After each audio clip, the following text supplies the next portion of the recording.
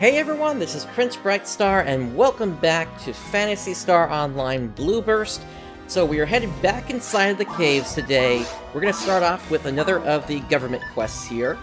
So let's go ahead and create a game.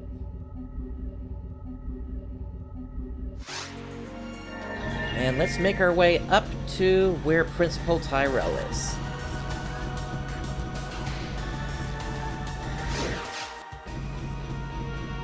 And let us speak with Momoka, and let's get this started. So, 2-2, deep within. Please get some data readings on the strange monument discovered in the caverns.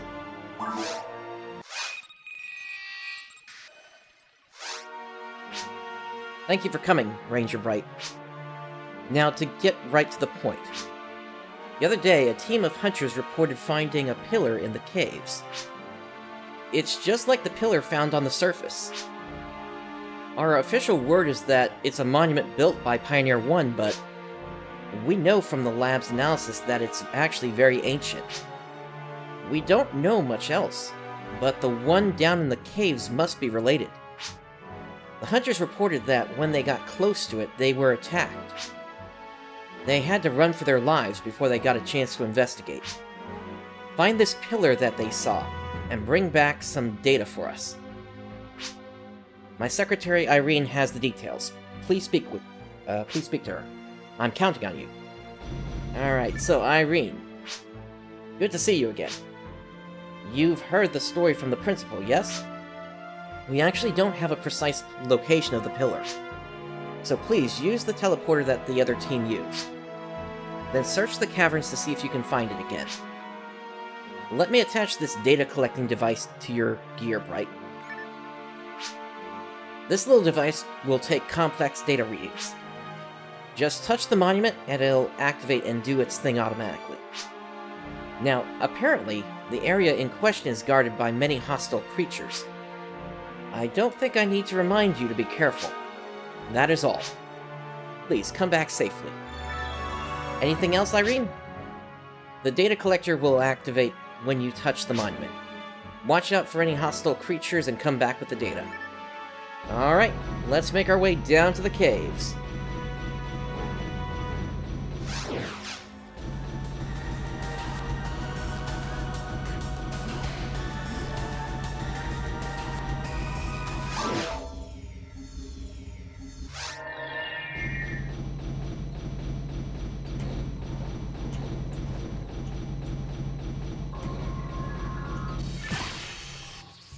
Got a decent-sized group right off the bat here, and I'm frozen already. Alright, let's pop a couple of traps here, see what we can do about this here.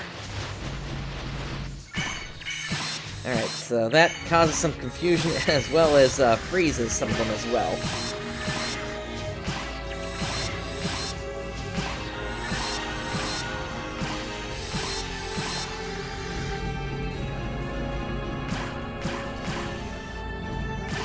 This one's closest to us.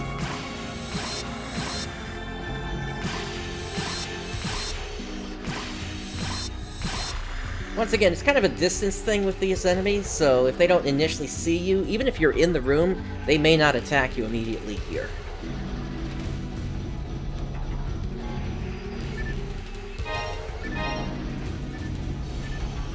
Oh, and some of you may be wondering why I've got that frame counter in the upper left corner there. So this whole time I've actually been recording not just only the stream version of this, but I'm also recording a version of the game without my audio in it. And that's so if and when I ever do decide to do the retrospective again, I'll be able to get back to that, because I'll have the footage for it. But like I said before, that is currently off the table. It's just sort of an insurance in case I ever do decide to look at that again. You know, I won't have to go through Phantasy Star Online yet again to get the footage, essentially.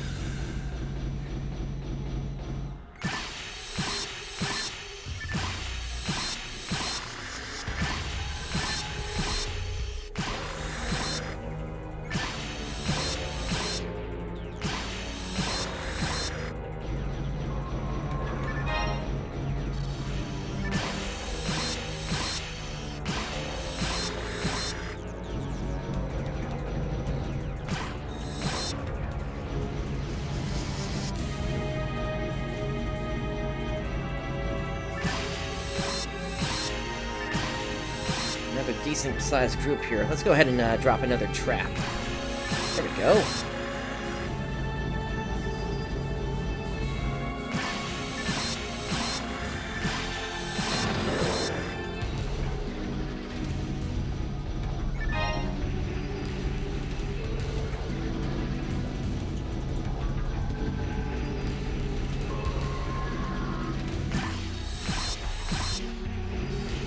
Now, as I mentioned before, as my character continues to grow, I'm going to get more and more access to traps.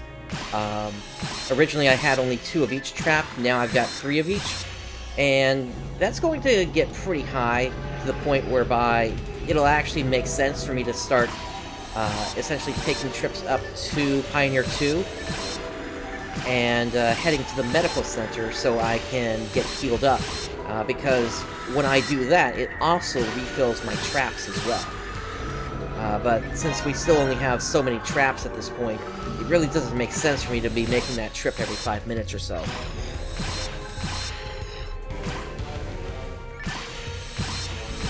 I'll probably start doing that once we get into either hard mode or very hard mode.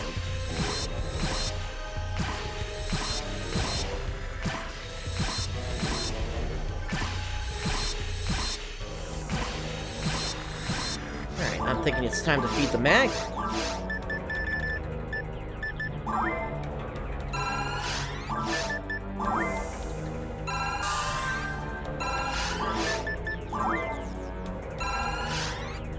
There we go.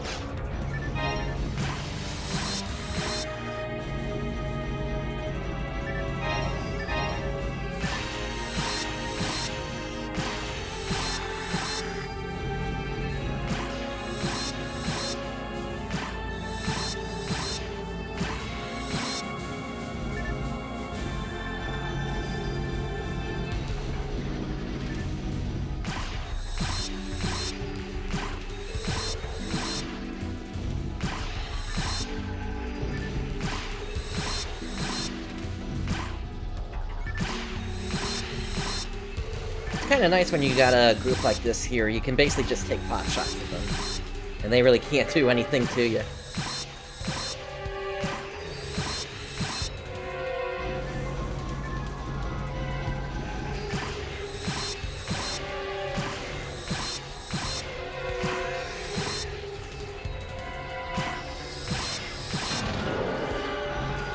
Alright, let's see what we got in the boxes here.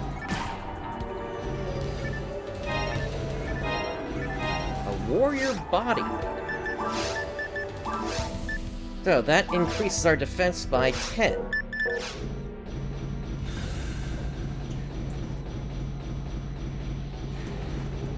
And once again we got a crusher here. Easily passed by though.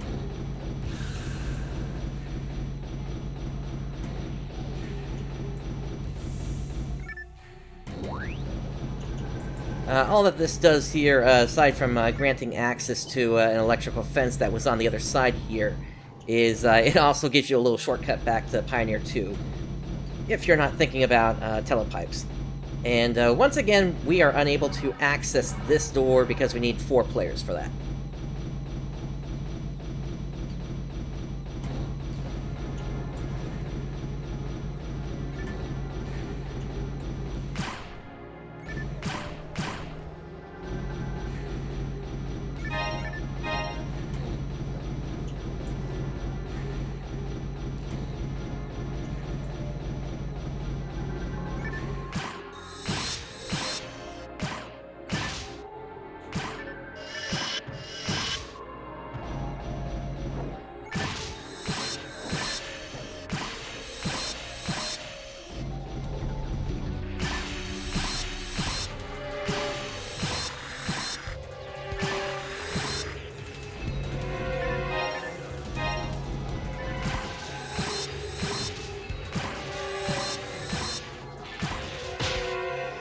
Nice shot there.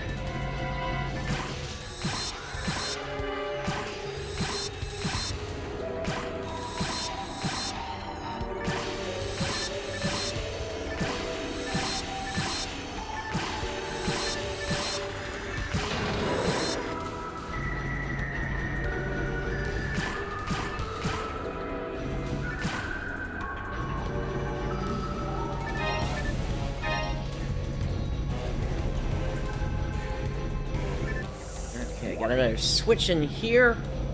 Should open a door over there. Now, since the door is open, we can just go ahead and bypass these guys. You technically don't have to stick around for every single group. You just have to keep going until the door opens, essentially. That is, unless you're trying to hunt for a specific item, and you do need to take on those sharks for that.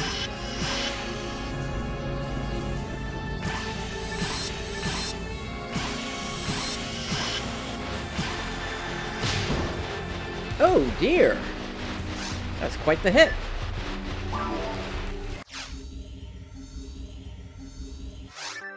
So it's at that point that we would look to get revived with a moon atomizer if another player was with us.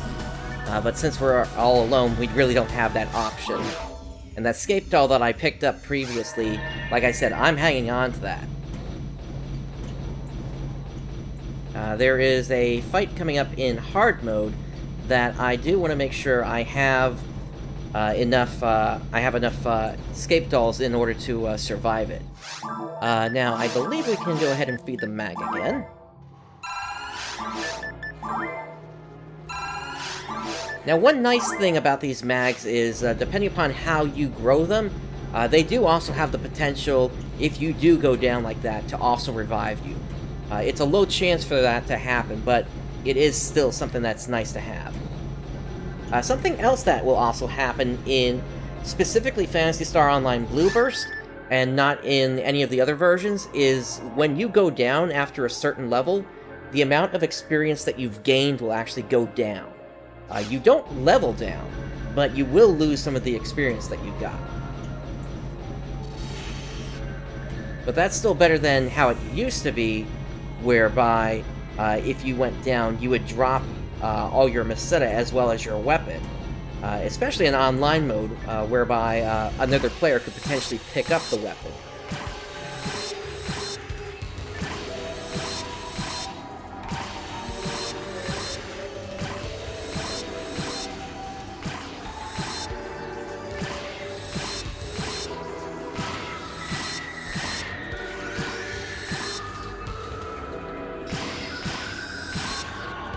I kind of held for a moment there just because he was invulnerable in that animation.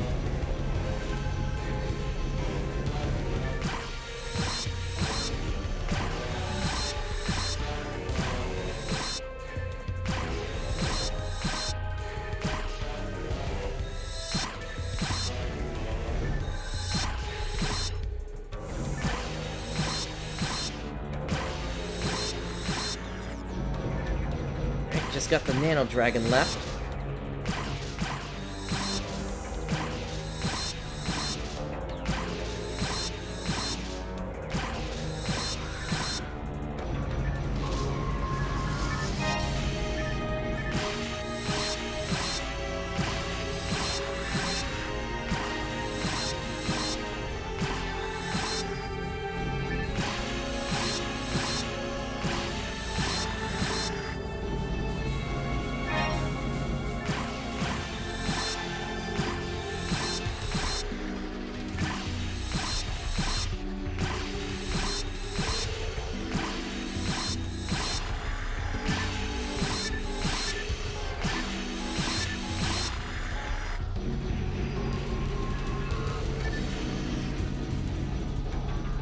Another big group over here.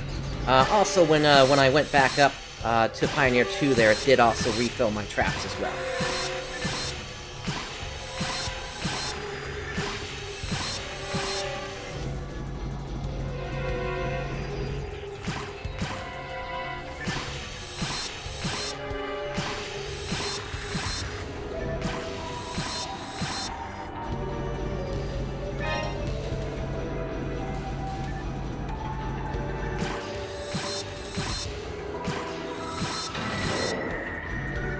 Go, the door is open, and that's typically how you can tell that a door has opened up, if you basically hear that door opening sound.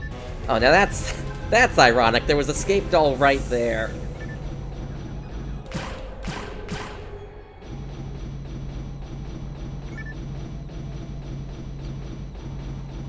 But yeah, aside from picking up items, there really isn't much that I can really gain from grabbing the items down here. The armors and weapons, rather. Just because, like I mentioned before, the gear I've got is much better than anything I'm going to find on these floors, aside from if there happens to be a rare drop that happens.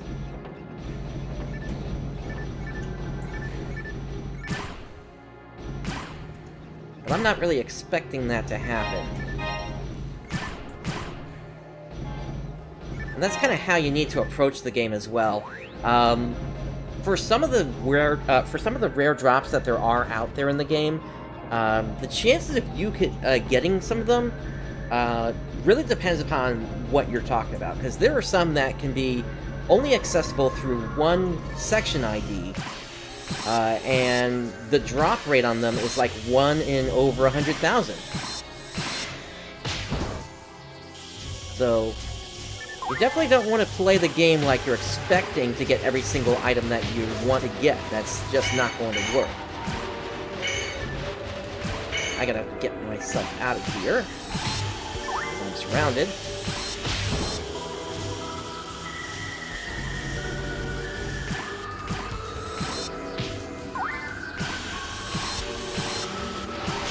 At least want to have myself pointed so I can take out some enemies. There we go, there's a level up. Alright, let's get some distance now.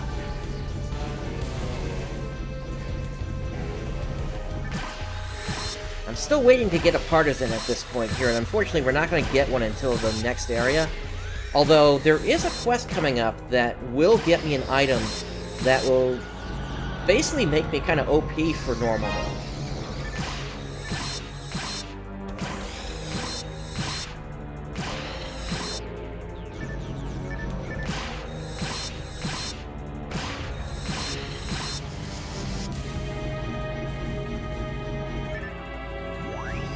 Let's have a little light here.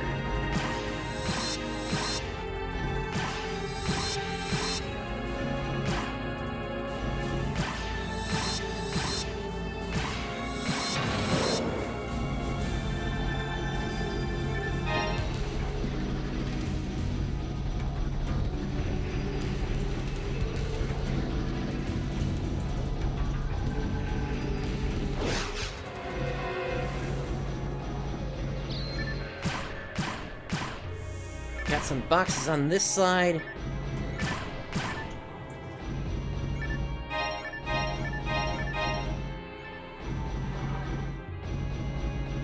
And that switch opened the door over there.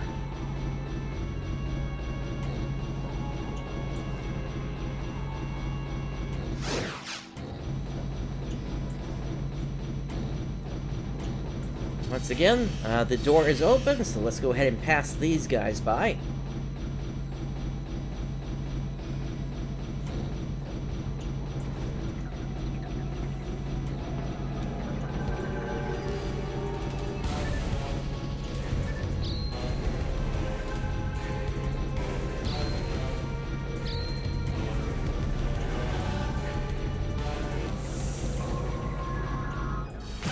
Alright, Nano Dragon over there.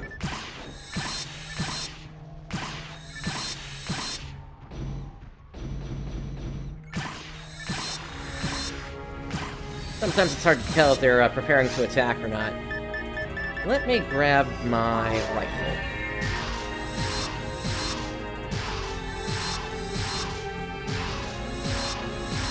It does less damage, but at least it lets me hit enemies from further away.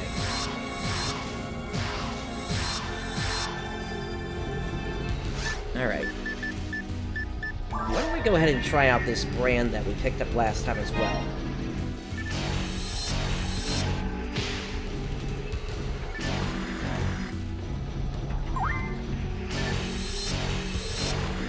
Yes, as you can see, it is pretty powerful.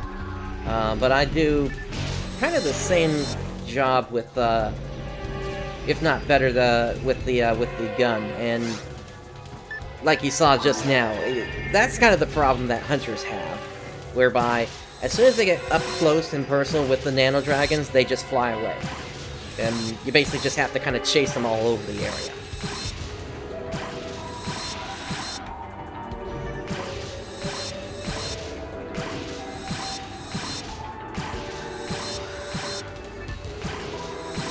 One more to go.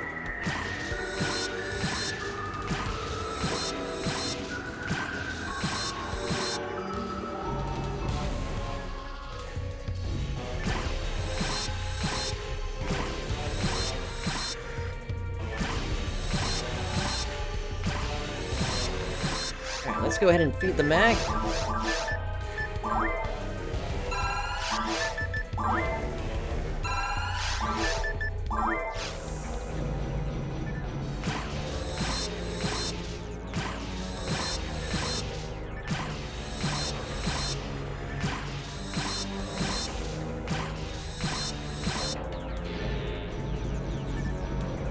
So at that point, I had basically pushed him out of range.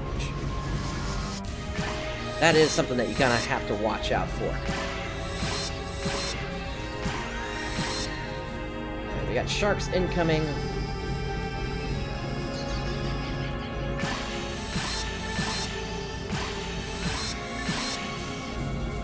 And I was just able to tell that just because I'm familiar enough with the game that I'm able to essentially see the walking patterns that different enemies take in the radar to be able to tell what it is I'm dealing with.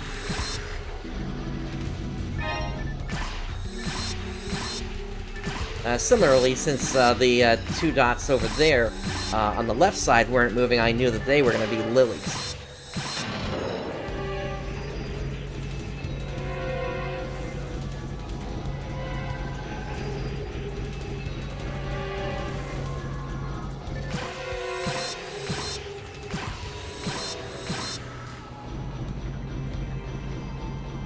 See if I can get some confusion going.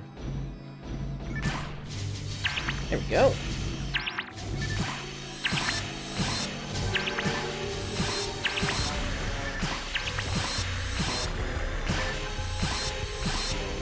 Now that is one thing to watch out for whenever you're confusing enemies, or whenever you're with a group.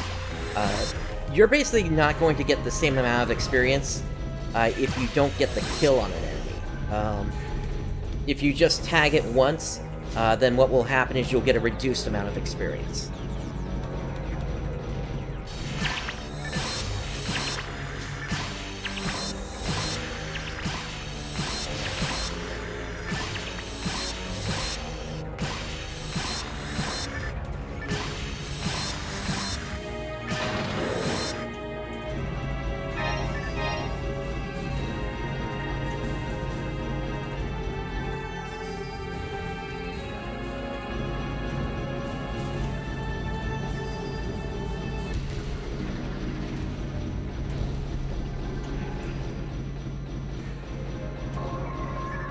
This room is pretty dark.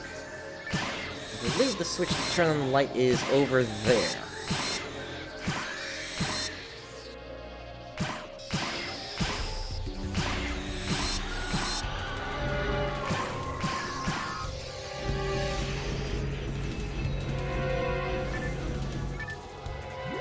There we go.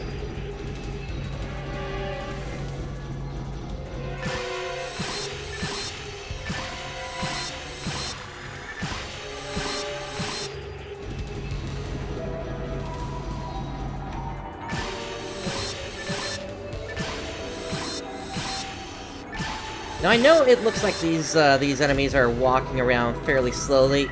Don't worry about that. We will eventually get to the point where they're walking pretty darn fast.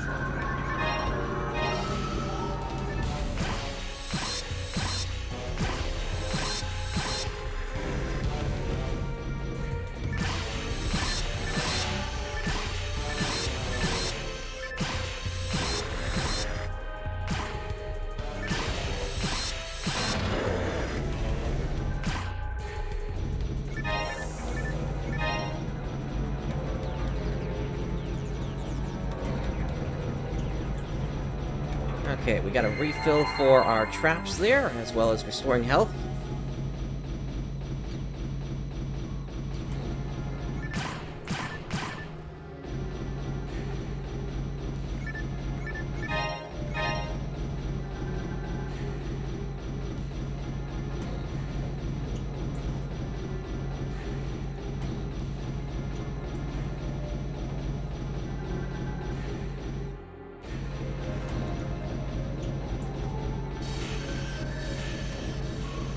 Got quite the group here. Let's go ahead and pass them by.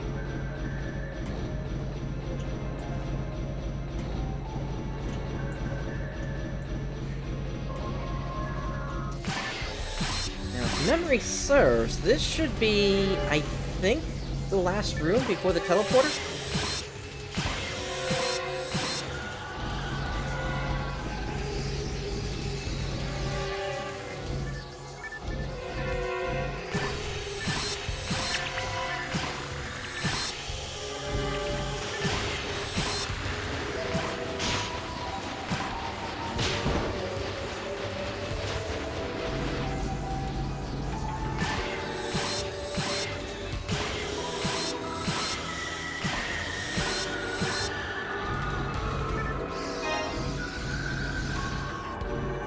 Alright, here's a big group.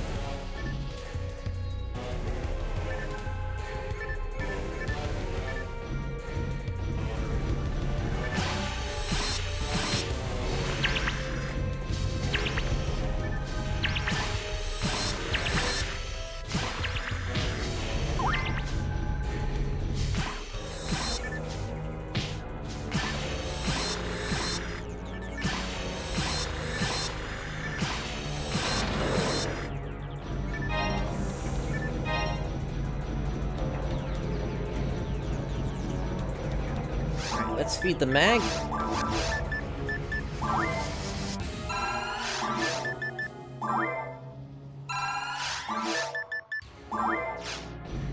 Alright, so we are out of antidotes, but indeed, here is the teleporter. And so we are now in the second area of the caves. Let's go ahead and pop a telepipe and make our way up to Pioneer 2 to hit the shops real quick.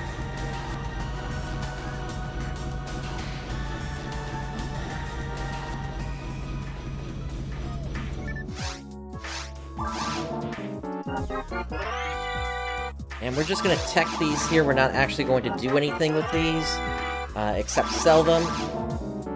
We just can't sell them when they are unknown like this, because we're only going to get one Meseta out of it. Was that a Shadow Saber we just saw?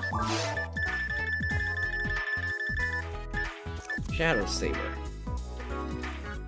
Yeah, so this is a weapon I'm looking for, but I'm looking for it in either a handgun or a rifle form. It has the ability to defeat a weak enemy in just one hit. Alright, let's go ahead and put our autogun back on. And now let's start selling some stuff.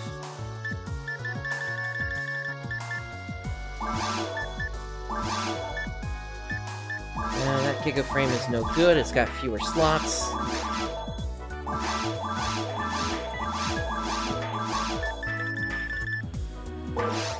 Okay. Still just got your default stuff.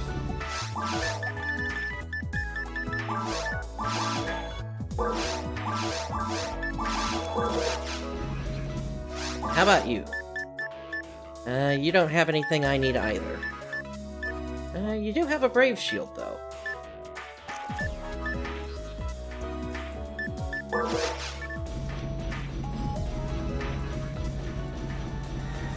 But I'll pass on grabbing that for now. So, let's deposit the escape doll that we found. And let's hit up the medical center real quick.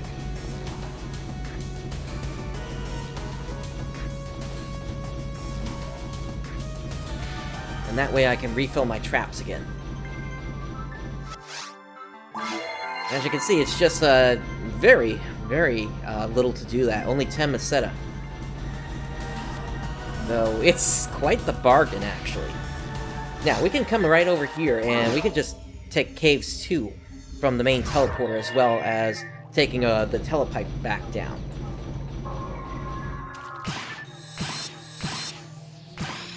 Alright, so we got a Lily here, as well as 2 Grass Assassins.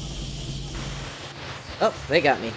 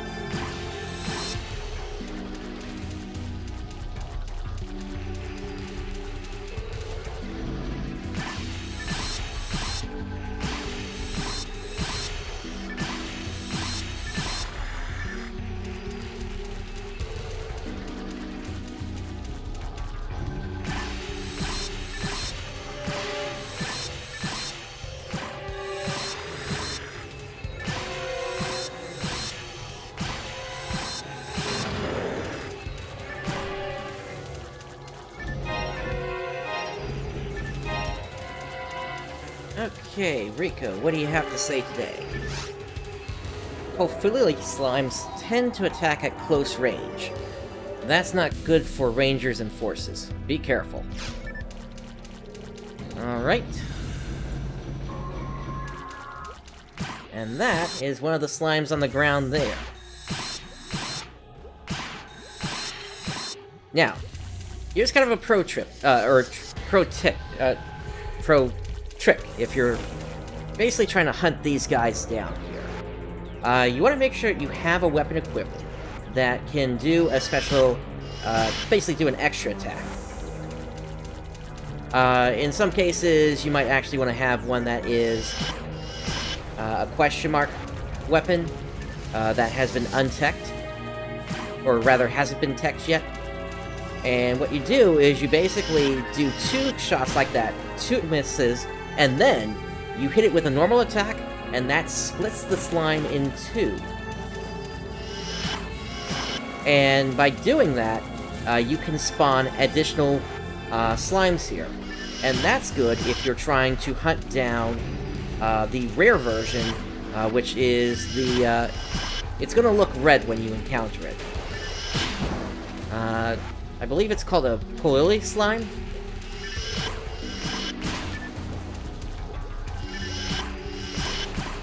But yeah, that's one of the best ways to hunt them down if you're looking for them. Because you start with 1 slime and you can get up to up to a total of 4 slimes out of 1.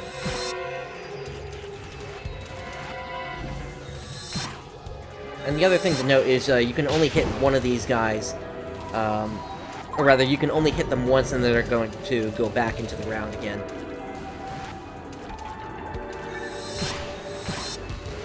So if you are able to land it, just go for your hard attack.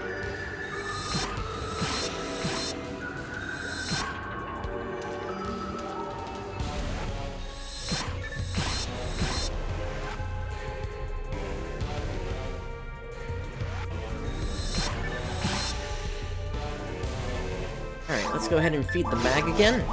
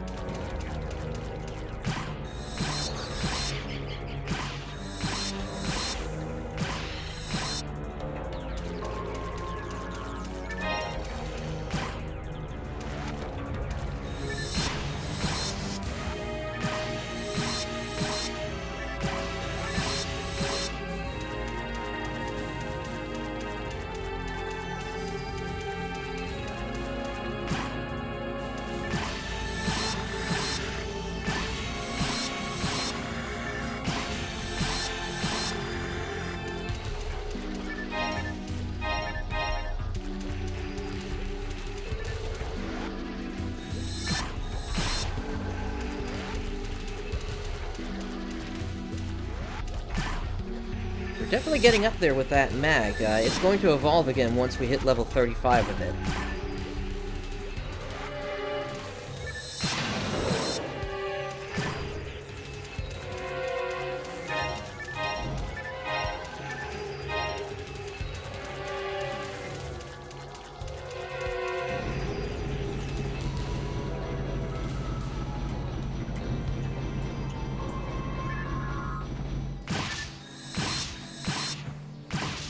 I know, it's kind of funny. We came from basically what looked to be like some kind of a volcano area, and now we're in the underground in some kind of a lush forest or something. Well, not a forest, but I think you get what I'm saying here.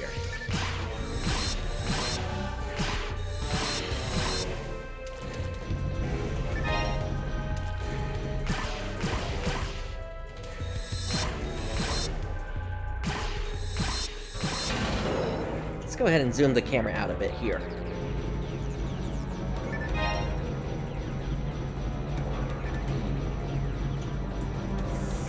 Alright, we got traps in the sky there.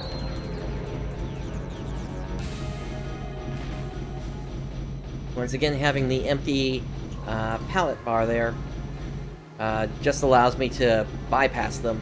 Looks like the chest... Actually, let me open these up before I do anything here.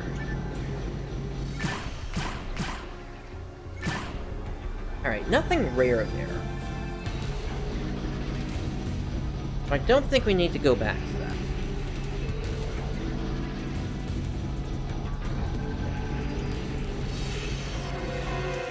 Once again, a bunch of sharks.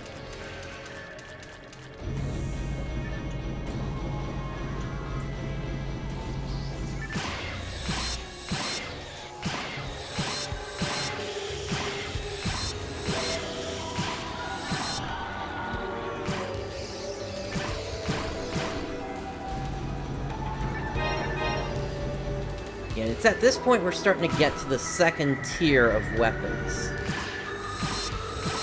So, we got a bunch of brands dropping. I think we also had another autogun drop at some point.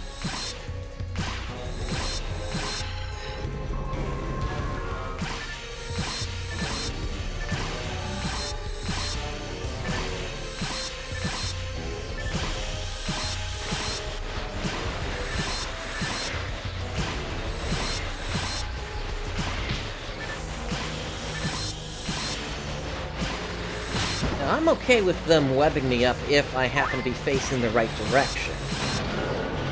Because at that point I can keep attacking regardless. Let's see, that's gonna send us down that way.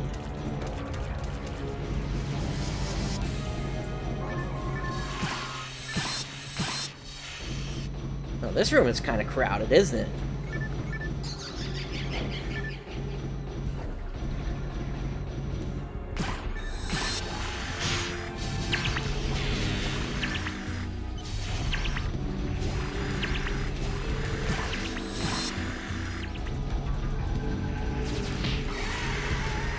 Oh, looks like the Nano Dragon got one of them.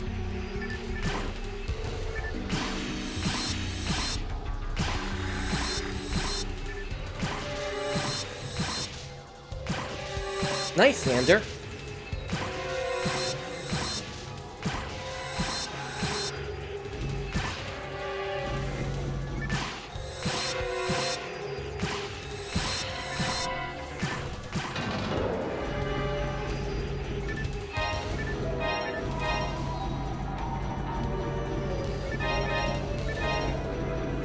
Feed the mag.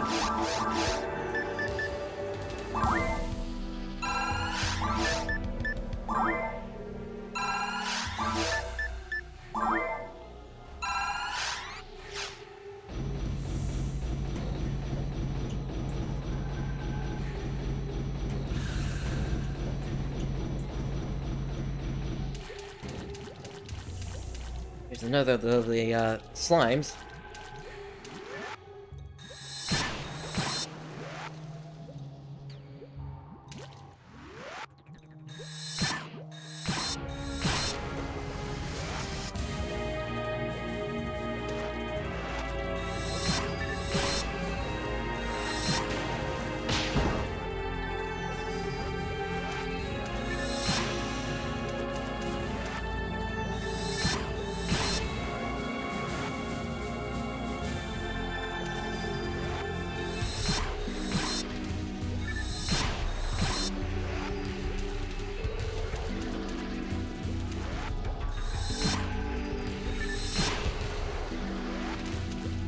One more hit should do it for this one. There we go. Alright, got a bunch of poison lilies.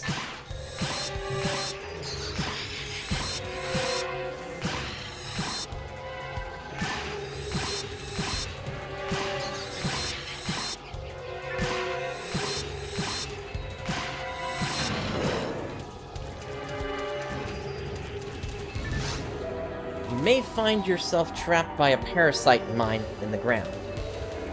Free yourself, ask someone to hit you with a technique or a gun.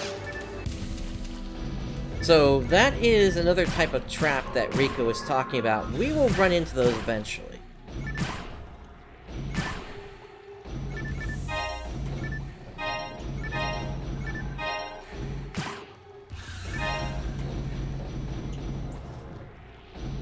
Wow, these guys sure have the entrance covered here, don't they? Alright.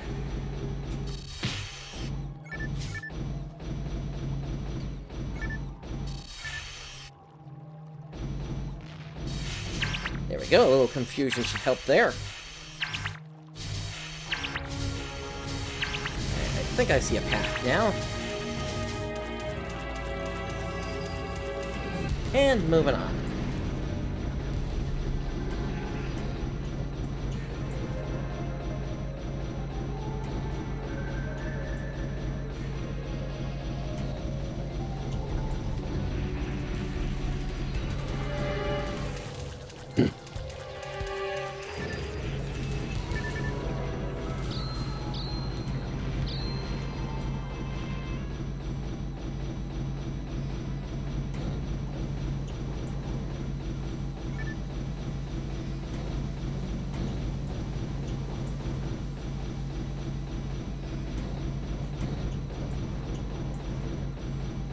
Let's hit this teleporter.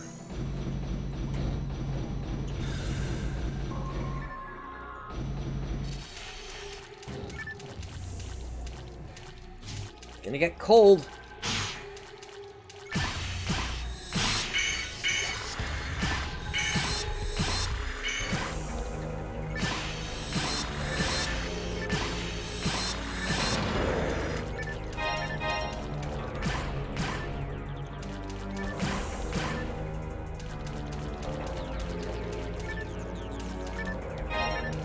Soul Frame.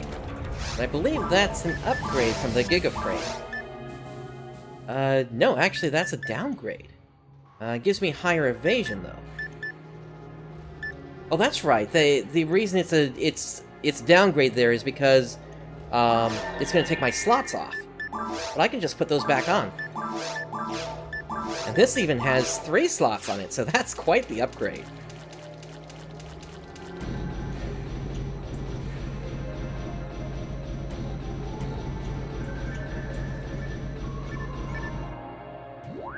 Alright, door over there is open now.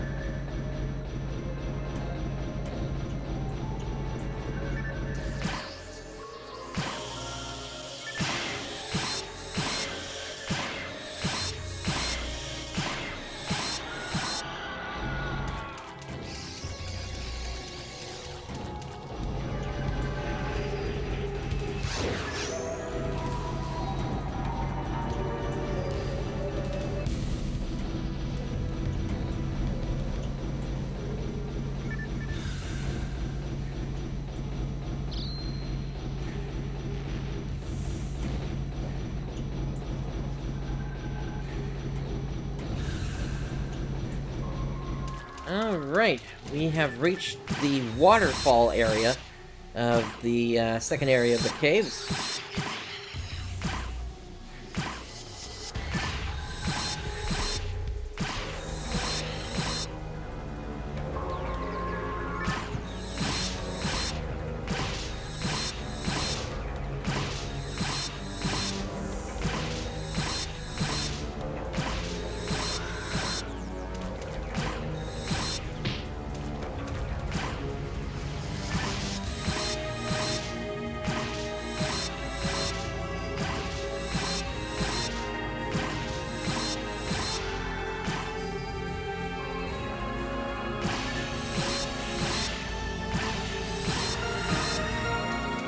Okay, level 14.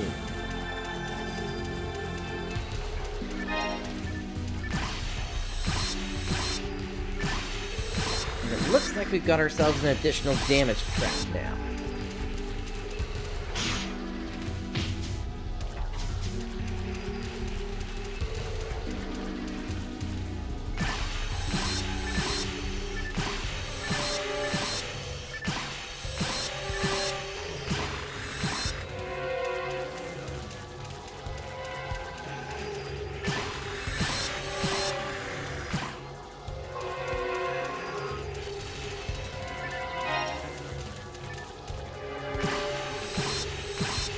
This is gonna get crowded.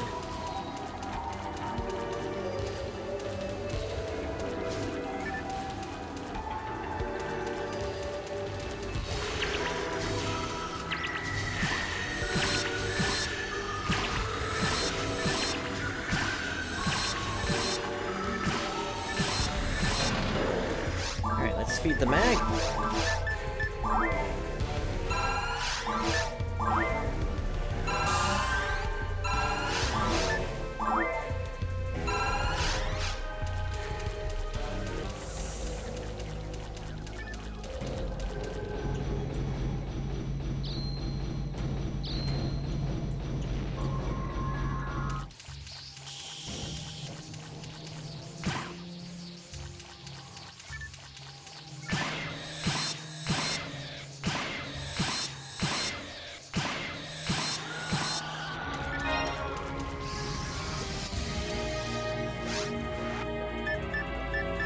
I go ahead and grab the brand here. That'll do a little bit more damage.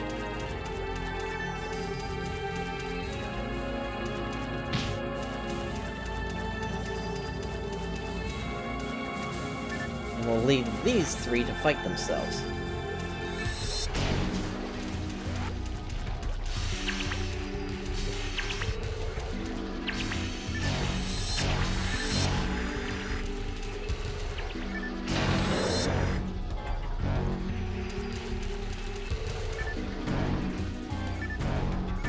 Hey, Drake.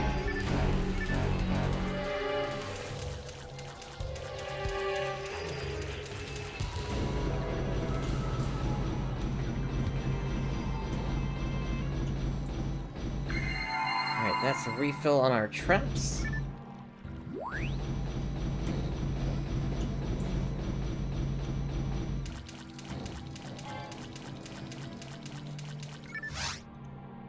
I never imagined that a trap would look like a switch.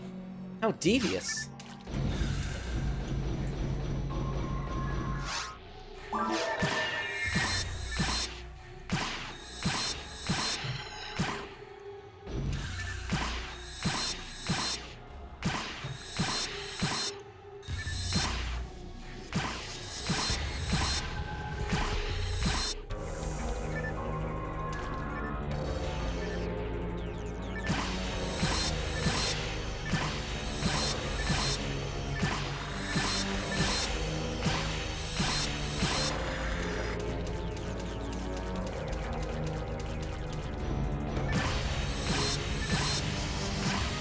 So in reference to what Rico was talking about there, I think what it is there will be a switch, but it actually won't do anything, and instead you'll just have a trap pop up from underneath it, basically.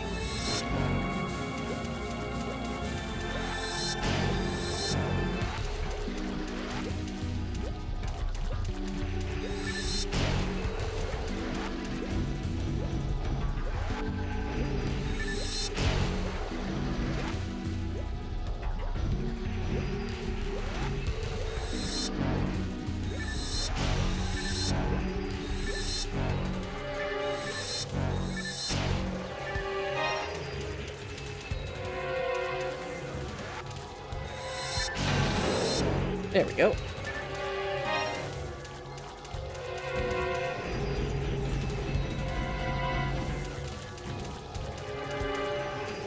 Yeah, so this room right here, as you can see, there are traps that are actually floating above the switch. That is what they are. That's what they're referring to. Let's see. I want to open up the rest of the doors real quick.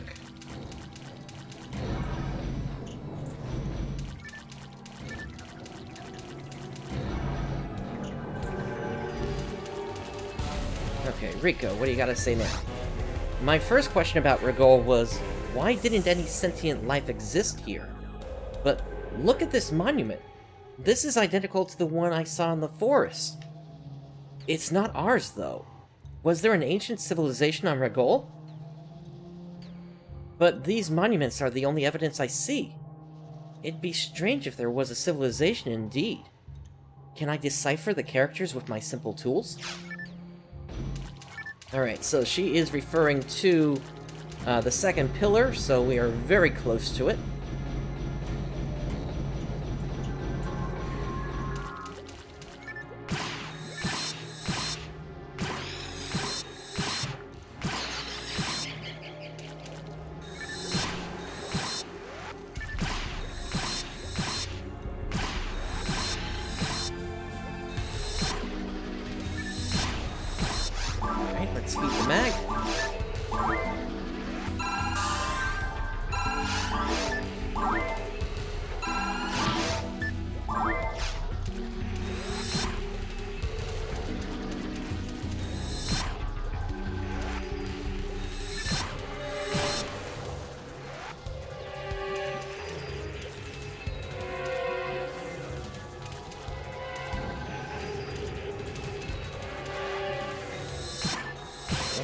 not familiar with KOTR.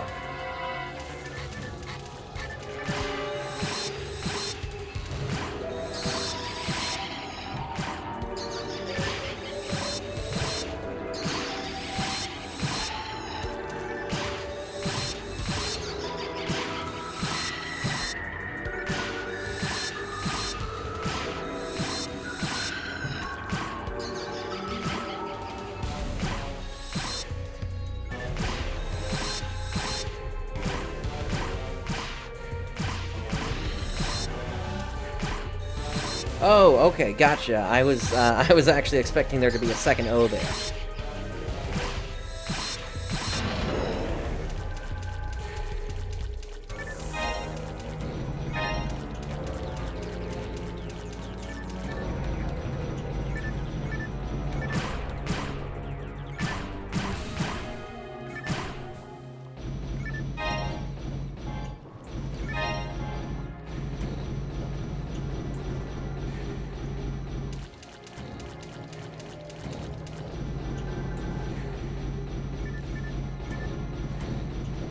Alright, before we tackle the other two rooms here, I want to head up to Pioneer 2, because we're out of antidotes to feed the mag.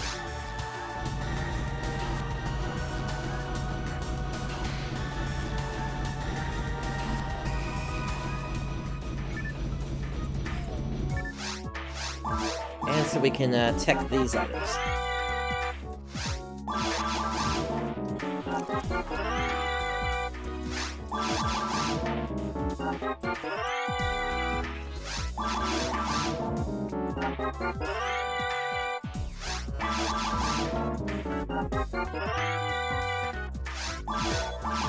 Dim auto gun. I think that's what I'm looking for, but I need to double check that.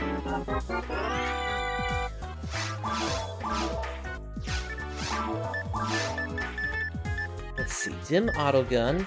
There we go. Can strike down an enemy with one hit. Okay.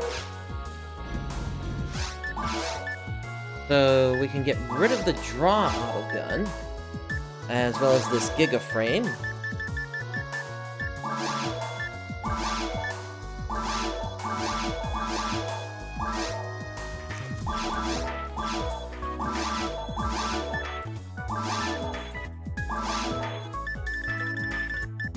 And the mono fluids.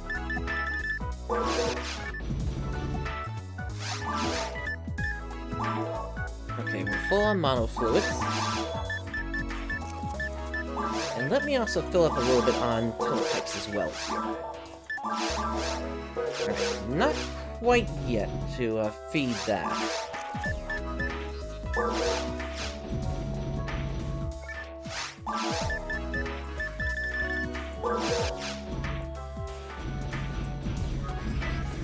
Alright, let's head back down.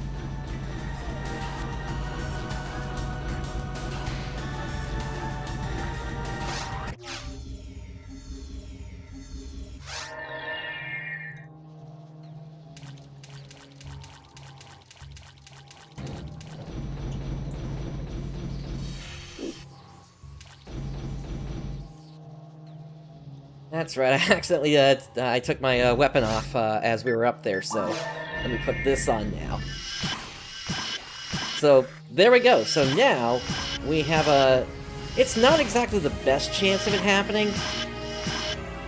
As you can see, I am missing quite a bit, but when it connects, it's pretty useful.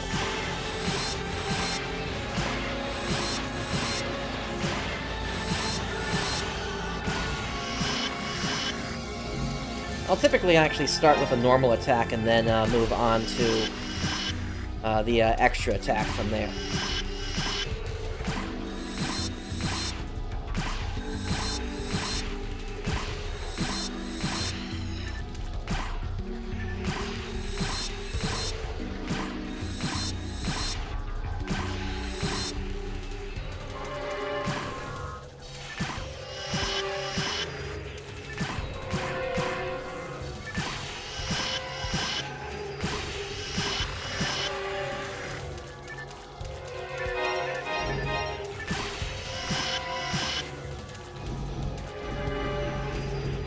Now, there are weapons that have an even higher chance of it connecting, so that'll be kind of one of the next things I'm hoping to get. But this is at least a nice start here for finally being able to take these guys out a bit quicker than we've been able to previously.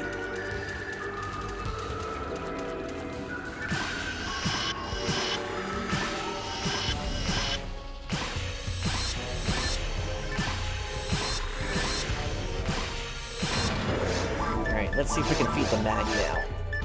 Yep.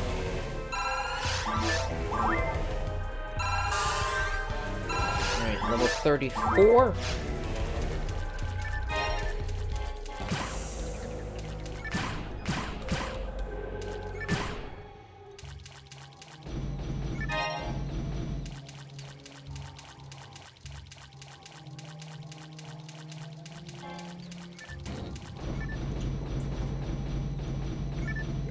A lot of traps in this room.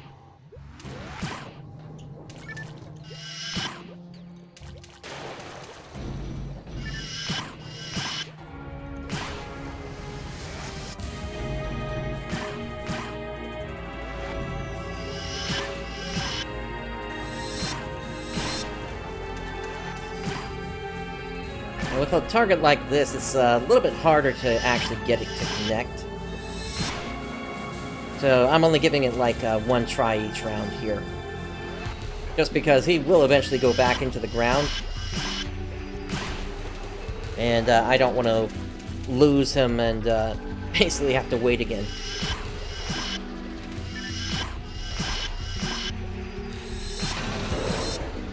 Alright. Ah, the characters on the monument. I don't have any idea how to proceed. I need more samples.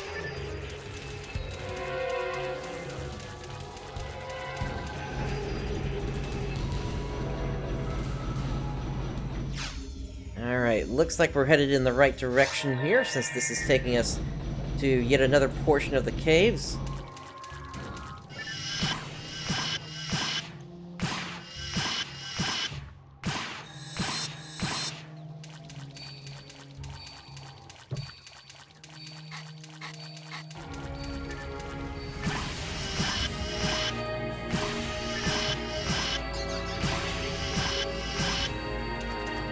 Yeah, and sometimes you can just have long streaks like this that it just takes forever for the attack to connect, which is why I'm hoping eventually to get the upgraded version of this.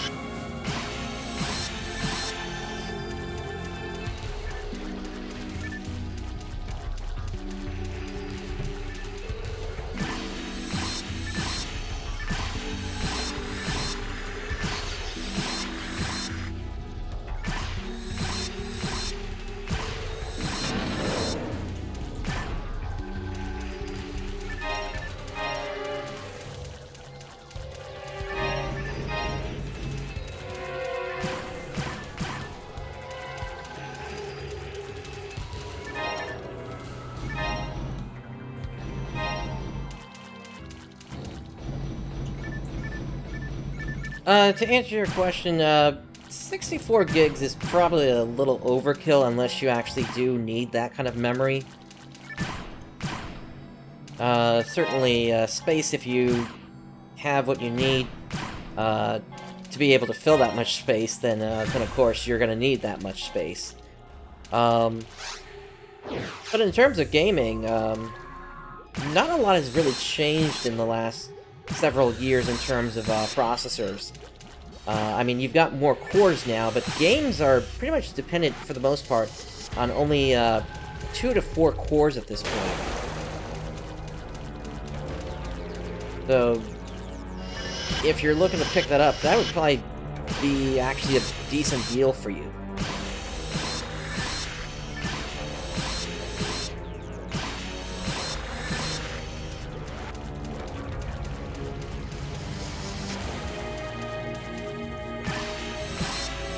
Oh no, I completely agree with that, especially with the cost of using ECC memory.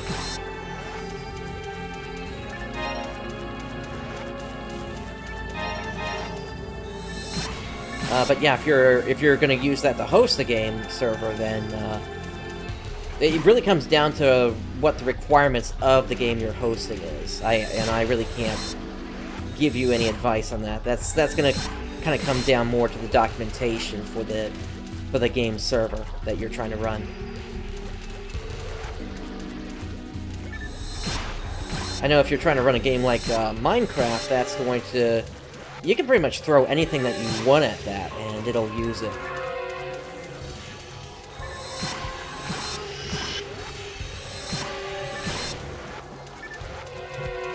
Alright, getting kind of crowded again.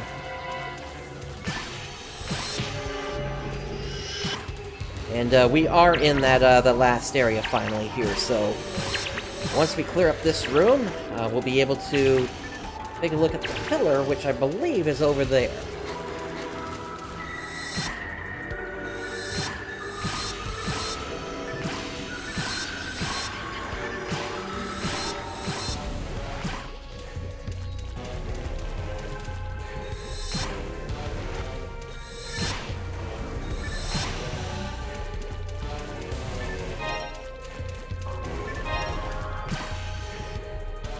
We haven't even finished off the last group, and we've already got another group spawning here.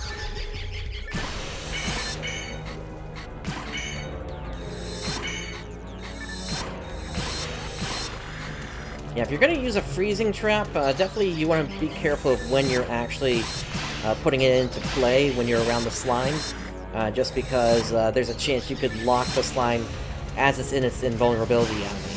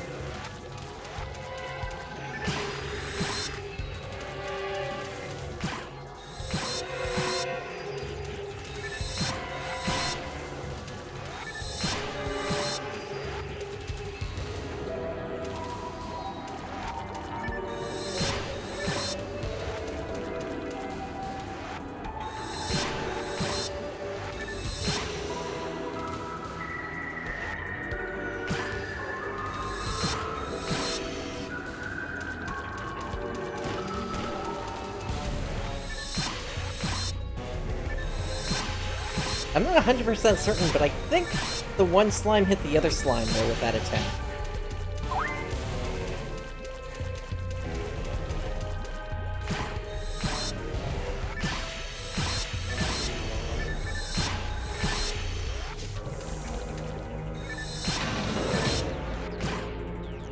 Alright, we're starting to get to the end here, based on the sound that we just heard.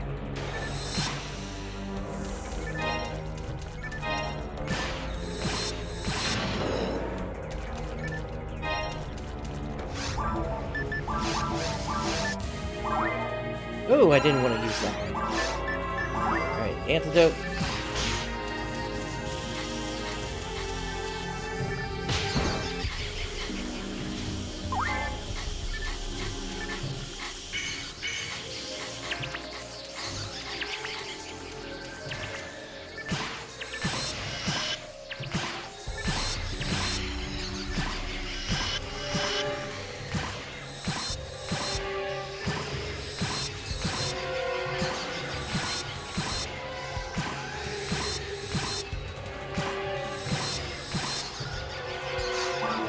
Now that we've only got the lilies coming after us, then they can't do anything. We can finish that round of feeding the mag.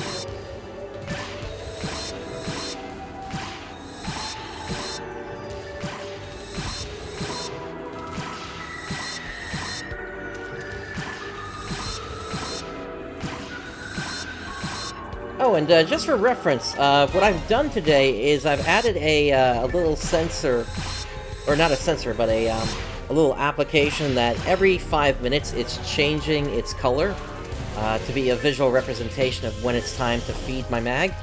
But there are other apps out there whereby it'll play like a tone for sound to basically do the same thing, let you know when it's time to feed your mag.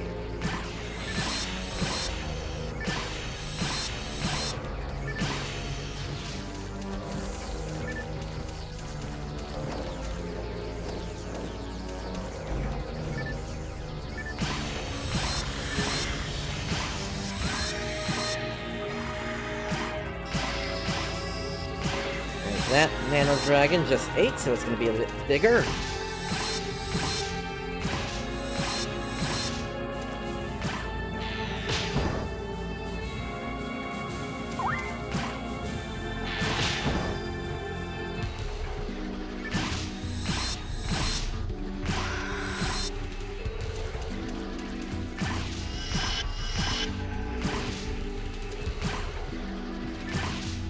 And I'm starting to wonder, and I seem to recall this being something I was thinking about way back, but it's possible that in these special areas that are not part of the normal map, SEGA may have actually changed the defenses of the enemies that you're fighting.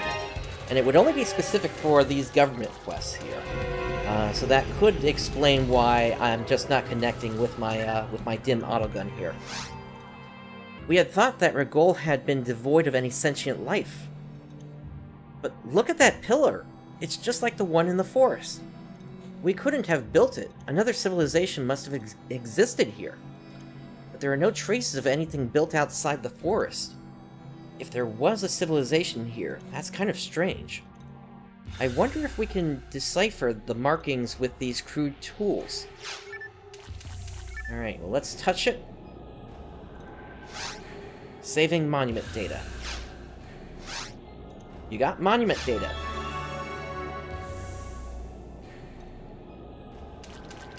Alright. And so now we just need to take a telepipe out of here. And that is over here.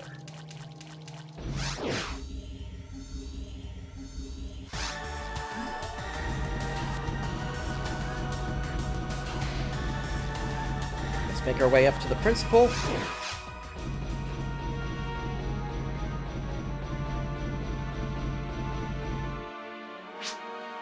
You're back safe and sound, Bright. Good job. We will send this data over to the lab immediately. Perhaps they can learn something about these two pillars. Alright. Welcome back. I'm glad to see that you're safe. The pillar down in those caves. Just what does it all mean? Did Rico know about these pillars as well, I wonder? Alright, let's speak to Momoka. And that sends us out, back to the lobby. So, with that done, let's now start up another game here, and we'll set it to one-person mode, because we're going to continue on with the side story now.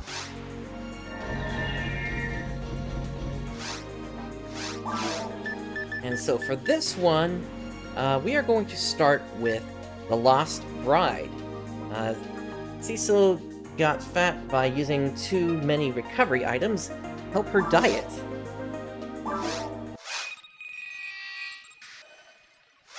Is it Cecil or Cecil? Nice to meet you. I guess I'll go with Cecil then. Guess what? I'm getting married! But I know I'm out of shape, but if I'm staying on Rigol to exercise and get in shape before I see him. But every time I go hunting, I use all the recovery items. So I decided that I need help to control my diet. It's simple. What you do is go to a target point with me. But you have to guard me so that I won't need to use any recovery items. If I get hurt, I'll use a recovery item. The target point is the waterfall in the cave. Got it? Got it. So, that is fairly straightforward. We just have to make it to the waterfall. Now let's see what other hunters have to say. Hang on, Cecil. I understand. Saiso suddenly disappeared one day, and she hasn't returned. The person standing behind me, right? It's been a week since she's disappeared. Why isn't she back? Perhaps something happened to her? Or perhaps she doesn't love me anymore. Oh no, I'm feeling faint just imagining that. She's very beautiful. She's in great shape, and she's smart too. She's perfect for me. She is my goddess. Okay. I see where that's leading. Alright, and what do you have to say? If I had the chance, I'd go to Regol and fight, but I can't. I'm a soldier, so I can't move without orders to do so. Alright, so, let's finish up what we grabbed from last time. No unknown items. Now we did get this Night Power, so I do want to put that on.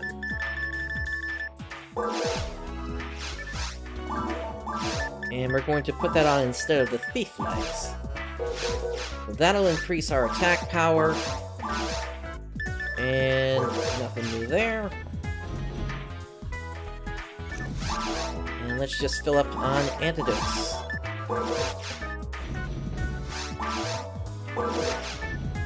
I think it's around level 18 or so that these guys finally change what they're stocking.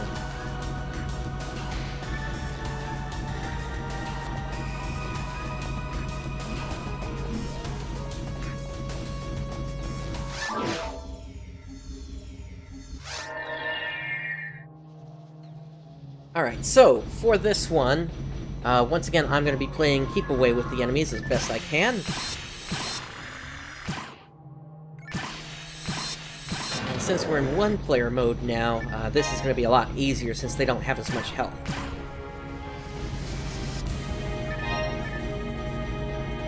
And there really aren't any drops up here that I'll be able to use.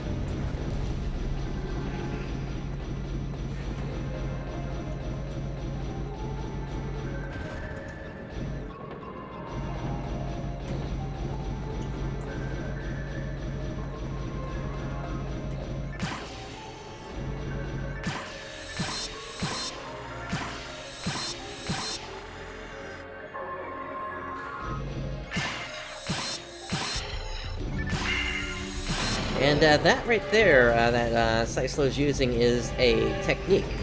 That one in particular is Barta.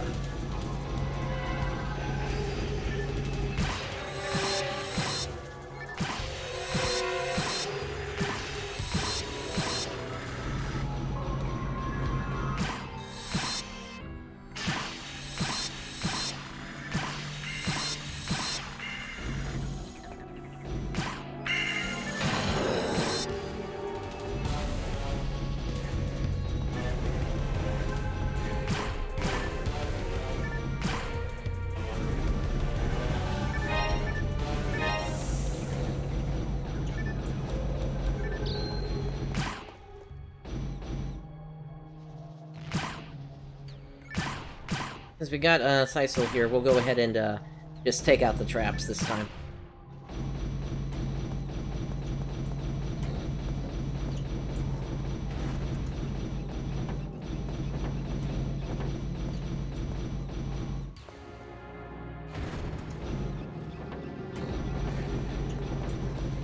Alright, here's the lava bridge.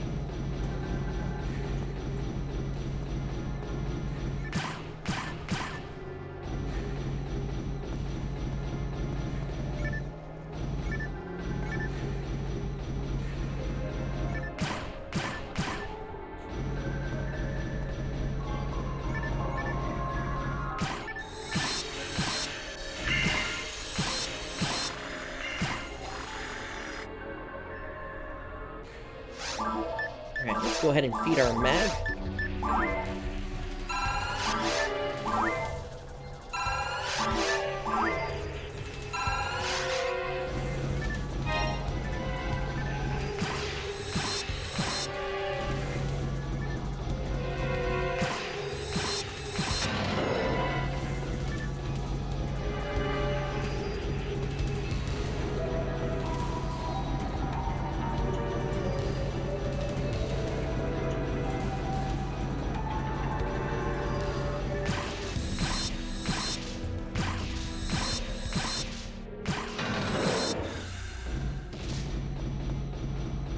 these rooms are moving a lot faster than in the government quest, so...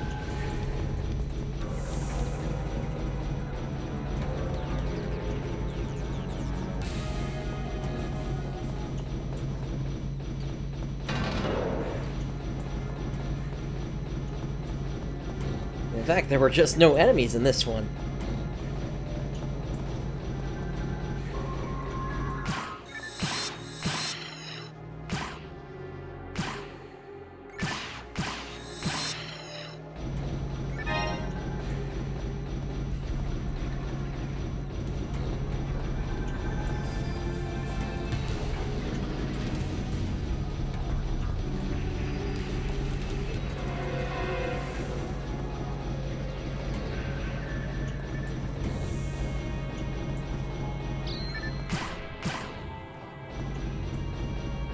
Alright, since we are in one-player mode, we actually are able to step on all these switches this time and get this door open.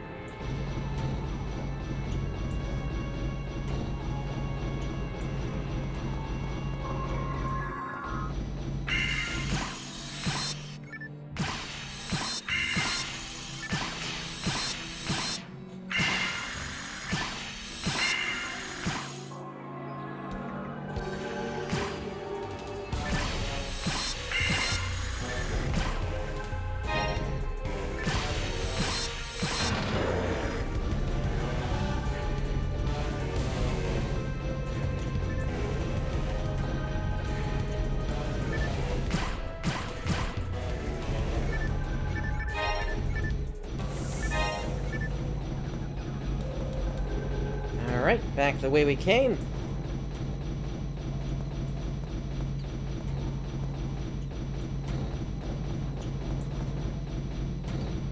Yeah, one thing about these doors is they will never have a final objective behind them if there are 4 switches that you need to step on.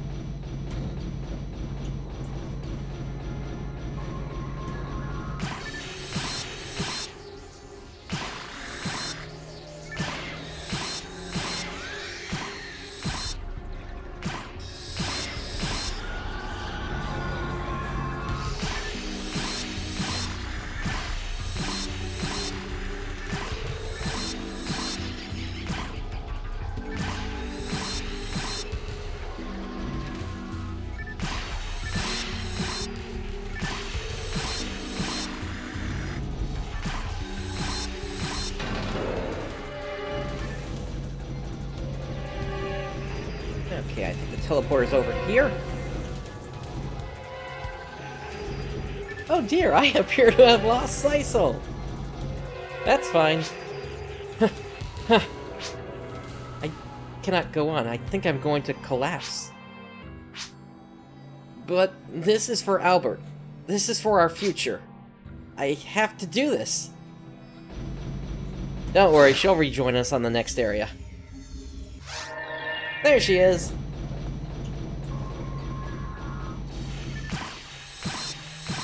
That's one of the things that you can actually do to help yourself out in quests like this, is essentially trap the NPC.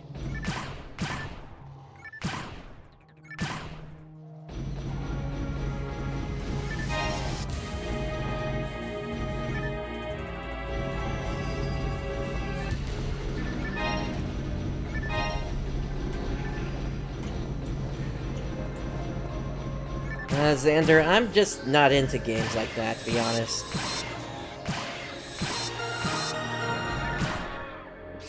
That's just kind of how I've always been. I'm just not interested in shooters.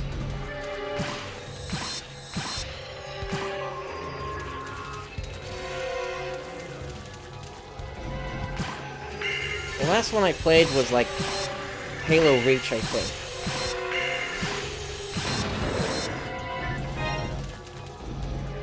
Let's see, I believe it's this way.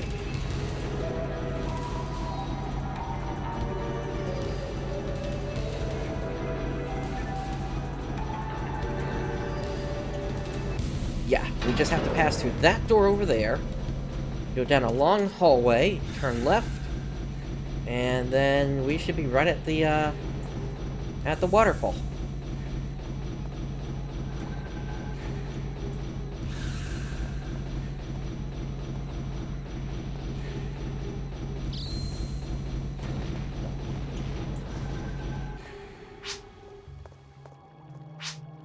Waterfall!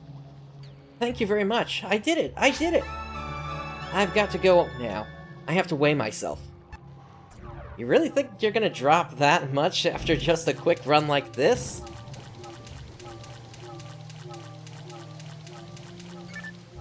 And one of the funny things here is we do actually have a switch over here, so if we wanted to continue further into the caves, we could do that. But there really isn't that much point in it.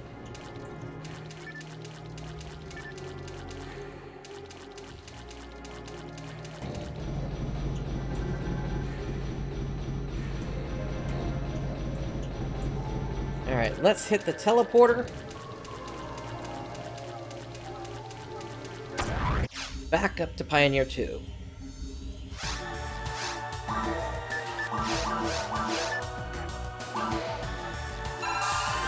And there we go, level 35, Photon Blast Pillar has been learned.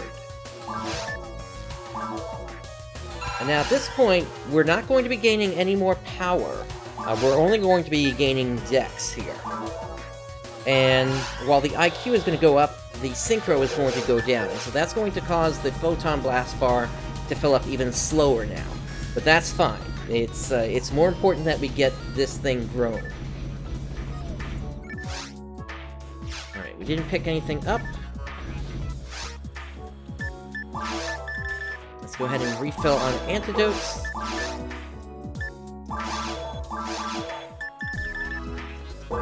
And let's go ahead and also sort our item pack here.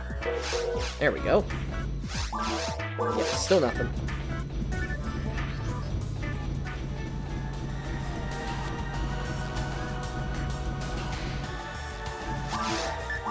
And we'll deposit the thief legs. Have we gotten anything else? Nothing that we really need to concern ourselves with right now.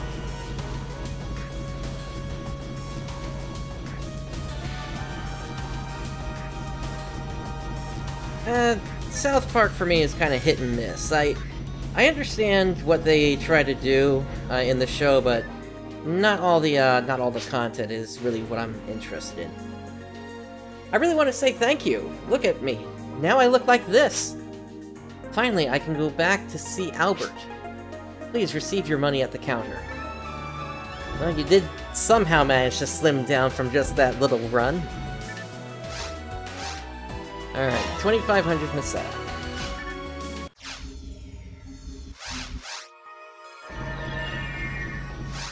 So, with that done, let's go ahead and start up the 2-3 government quest now.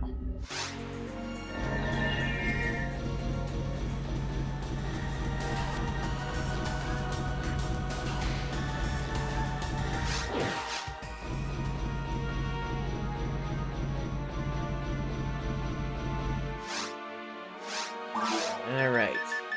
The mutation. Gather data on the creatures that live underground.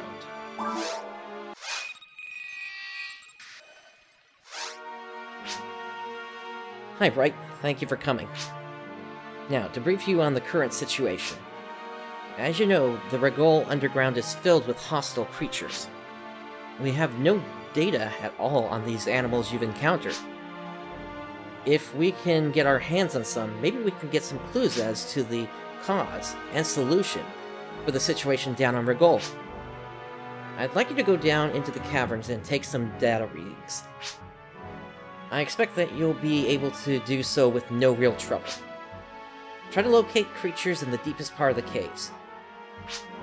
My secretary Irene has more details. Please speak to her. I'm counting on you. Alright, Irene. Good to see you. Now, as the principal has said, here are your orders. Collect vital readings of the hostile creatures in the caverns. Let me attach this data collecting device to your gear, Bright. The device will collect data automatically as you defeat the creatures. We need to get vital data from the animals in the deepest part of the cave. When you get to this area, the device will activate on its own. If you have companions who also have devices, then whoever gets to the designated area first will cause all of them to activate. They won't function for long. Collect the data within the time limit. That is all. Alright, so we have a time limit to worry about here.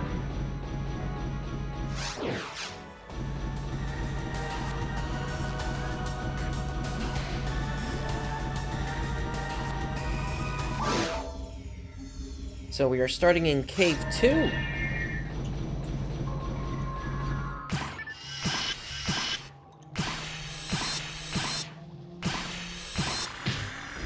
There doesn't actually seem to be a time limit displaying here, though.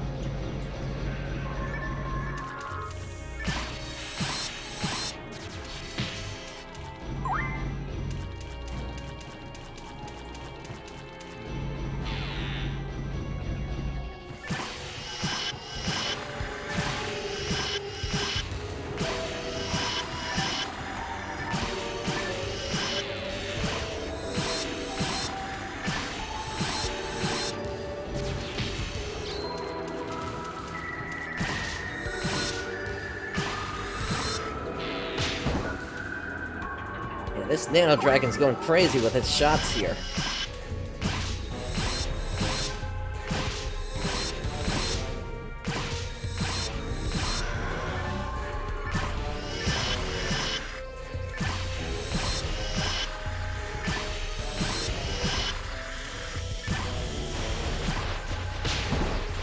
Got the angle slightly wrong there.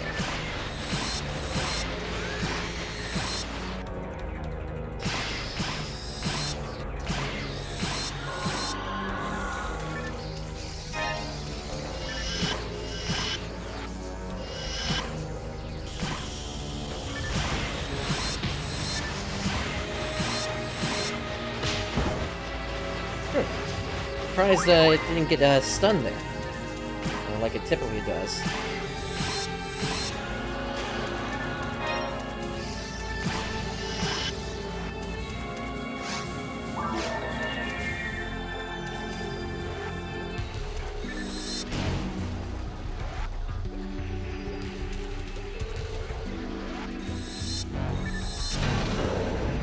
Okay, doorway is open.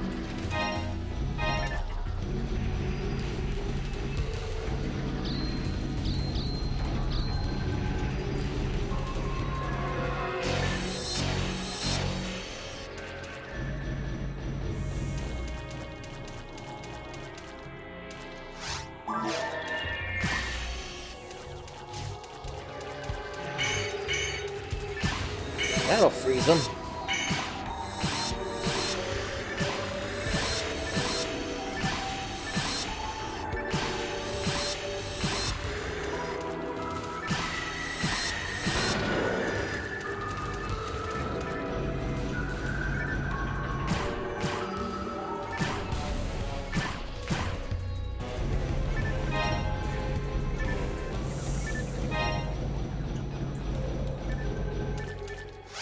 Alright, let's sweep the mag.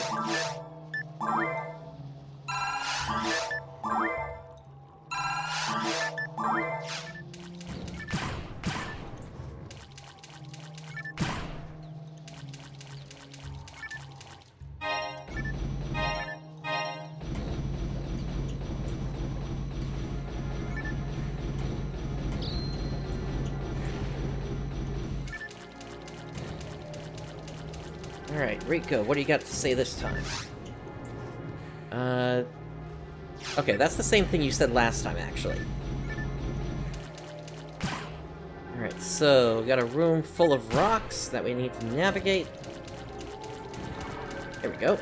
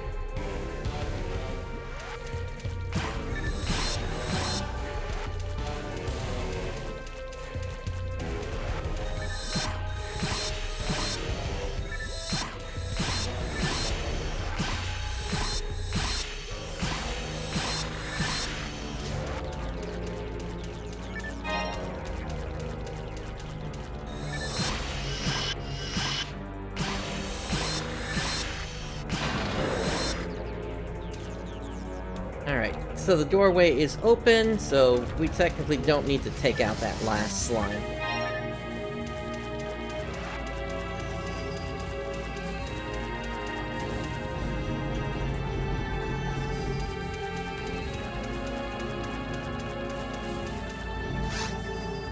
And that is the same thing you said last time. Alright, so the message should change as we continue to get further along. So if I remember correctly, there should be a switch behind that door over there, which will then let us into the door that we passed by just a moment ago.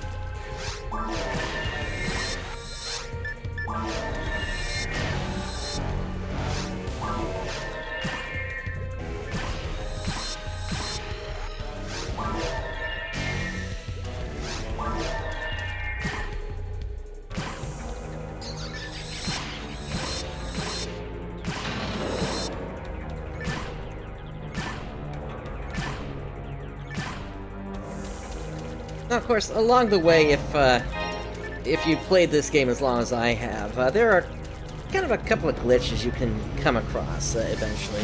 And one of them, well,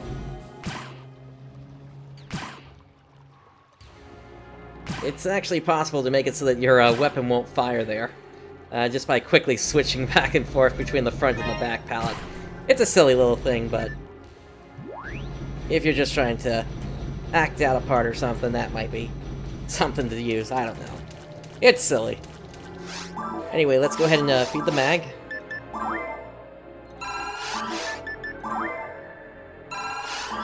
Now, the next evolution should happen at level 50. I believe it's at that point I'm going to finally start feeding it something else.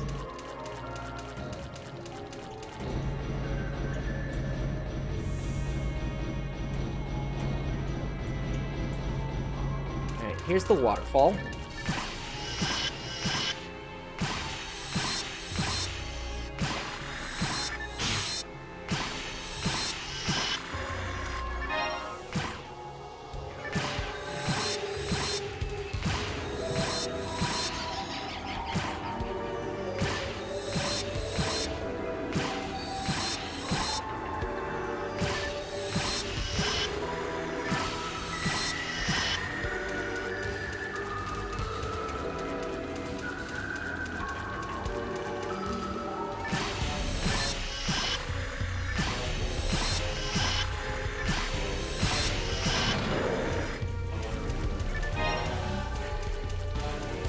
Alright, moving on.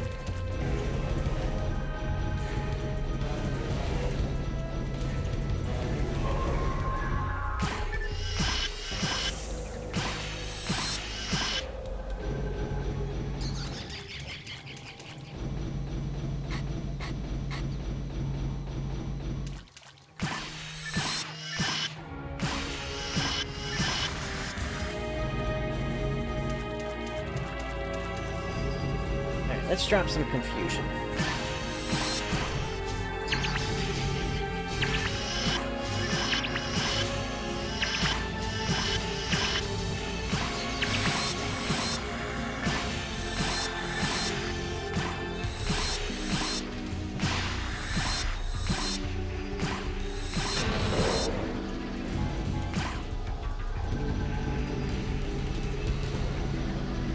Let's see what we have over here today.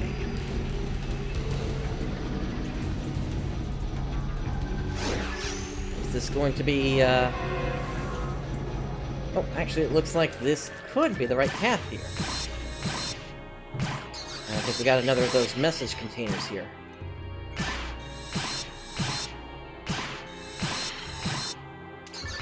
But yeah, once again, a room full of enemies that basically can't do anything to me. Now, in harder difficulties, that can change. But for right now, they're not doing anything.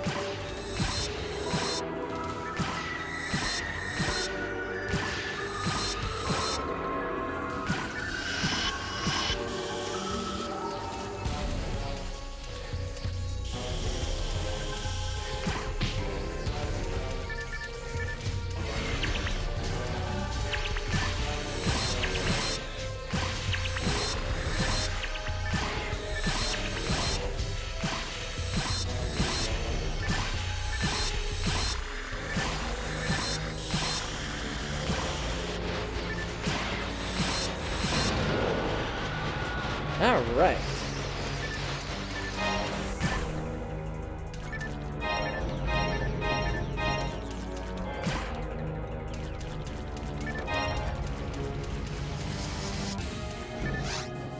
I know that Pioneer 1 had some strange aspects to it. In the data that I procured, the consumption rate was much higher than the population. Perhaps there were a lot of non-registered citizens on board. Why? What was their purpose? So that is something that will come into play, but not at this time. But there were definitely several things that were not on the up and up regarding Pioneer 1.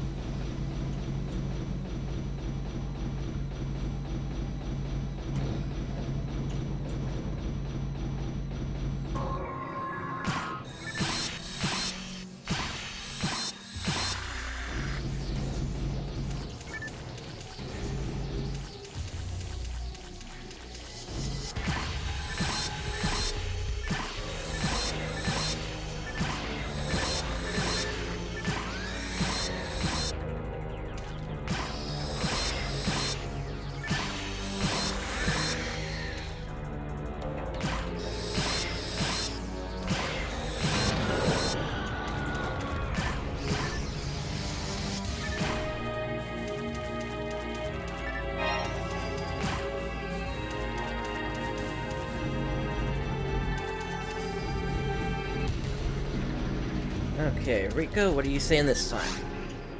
Okay, yeah, you've said that before, about the Switch.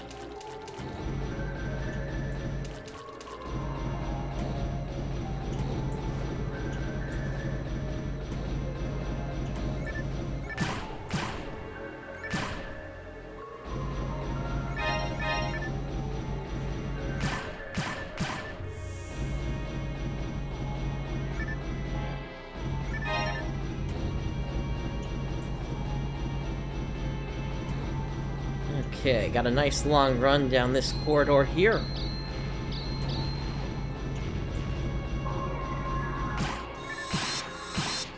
If I remember correctly, the exit to this area is going to be over to the right, past another room. But we might have to turn left first in order to... Yes, that is a locked door with a switch, so we're gonna have to head to the left first, turn on the switch, then head to this door.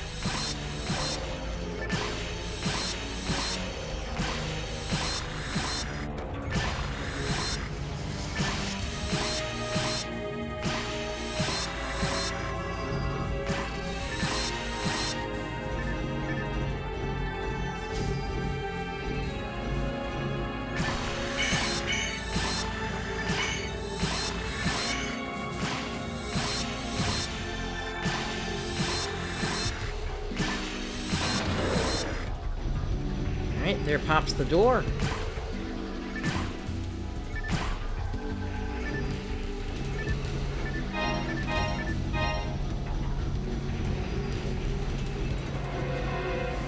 Here's the switch. And now let's turn around.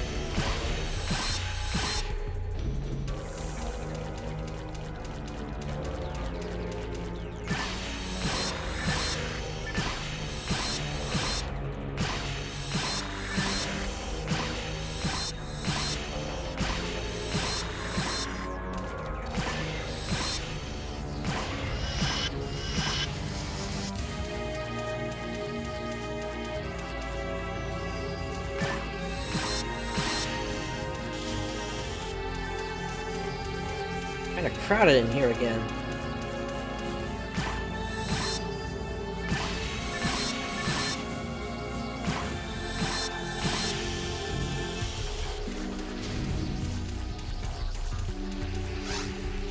We're still kind of distant from level 16, so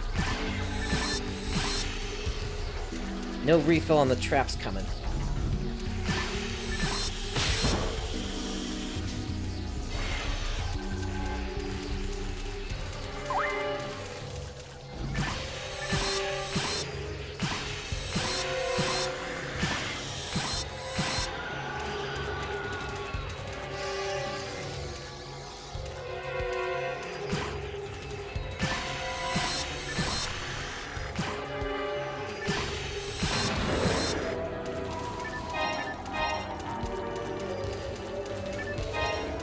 There's another night power.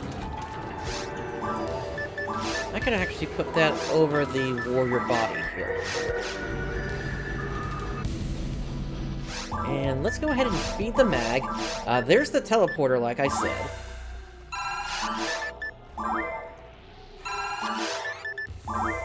And let's make our way down to Caves 3. And now let me drop a telepipe, and we'll make our way back up.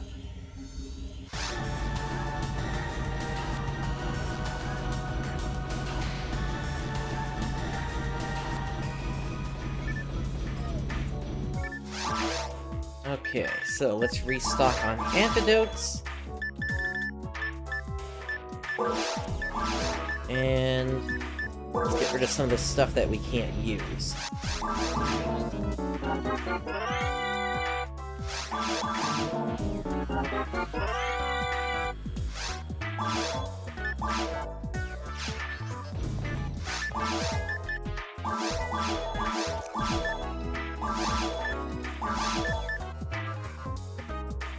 Might be nice to keep that one around.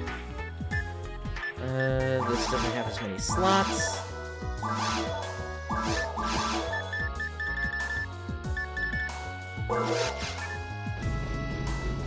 Okay, let's head over to the medical center so we can refill our traps. And then along the way we will get a level up which will fill them up again.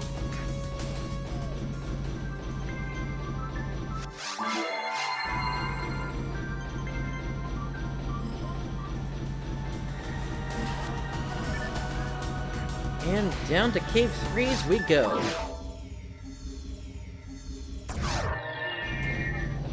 Or Cave 3, rather.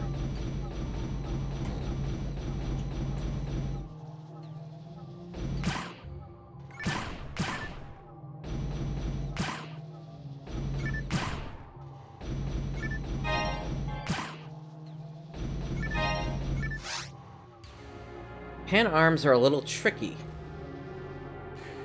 They get stronger when they combine, but they're really quick when separated. Don't panic, okay? Alright, Rico.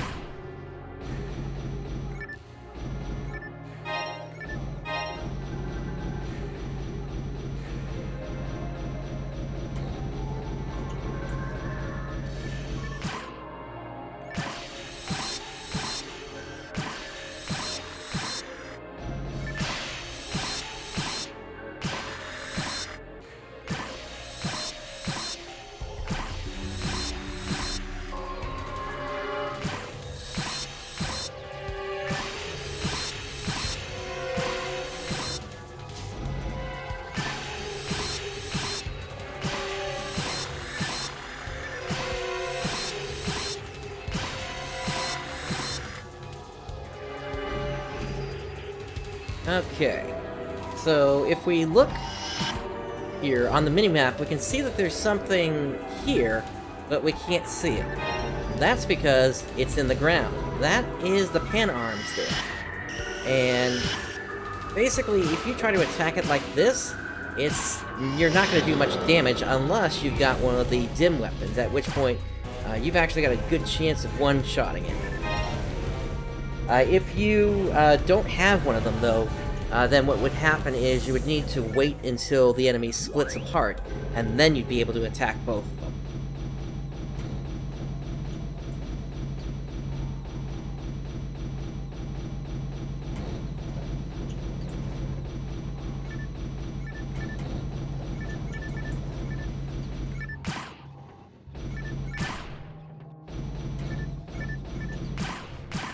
Got a lot of traps around here.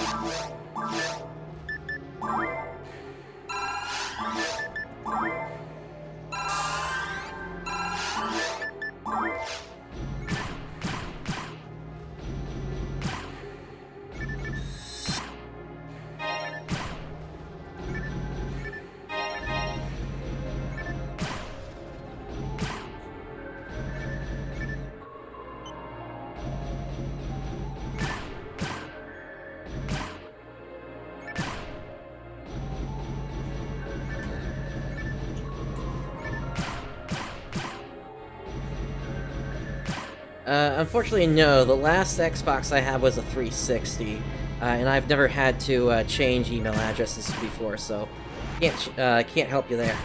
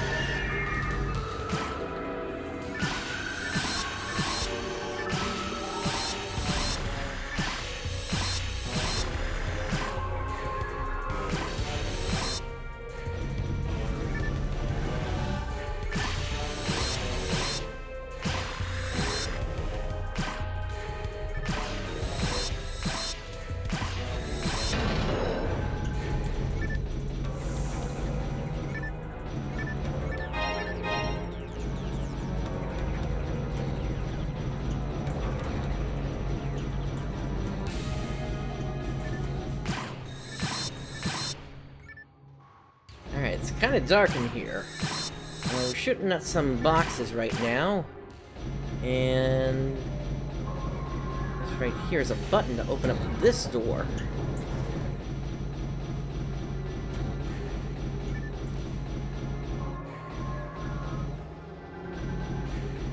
But it looks like to get the next door open, we actually do have to take these enemies on. There is a switch over here, though, that should illuminate the room.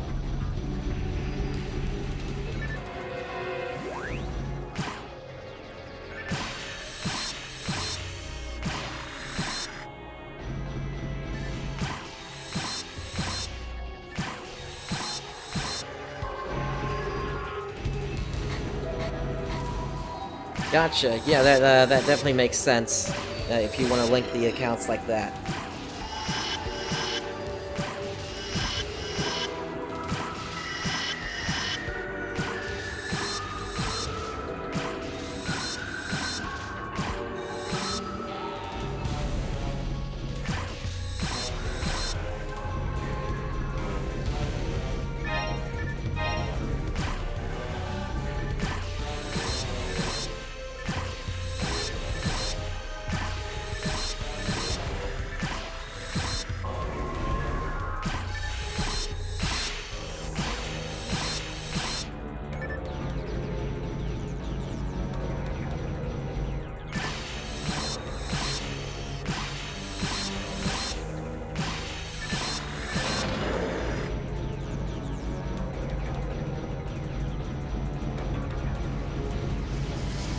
Okay, this door is open now.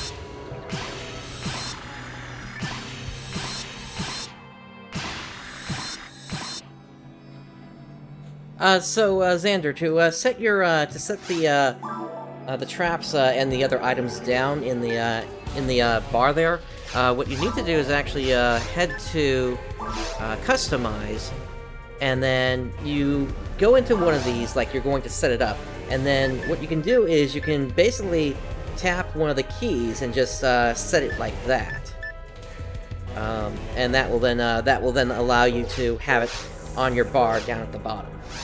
Now let's go ahead and feed the mag.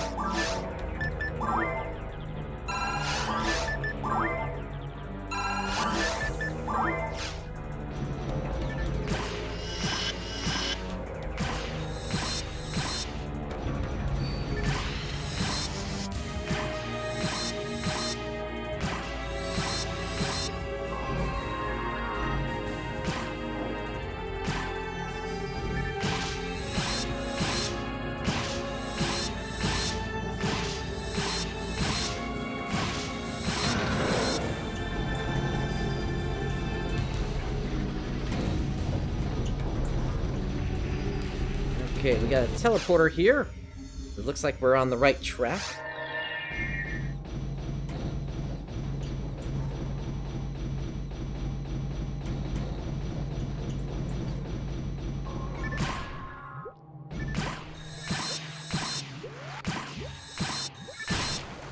Oops, did not mean to create that extra slime.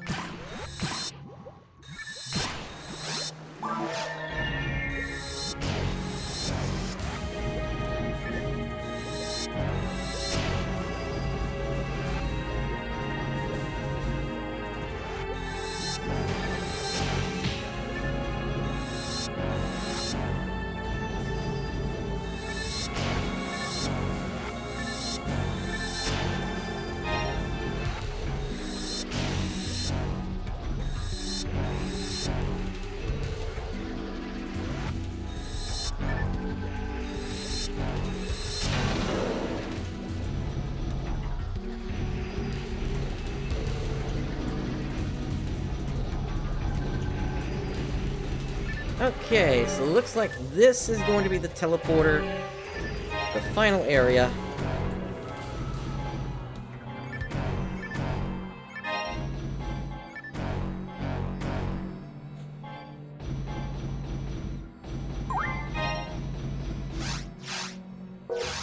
Let's see, we want this. Nope. Ah, there's the timer that Irene was talking about. Oh, initializing system. Initialization complete. Alright, is that gonna pop up every time we kill one of these enemies?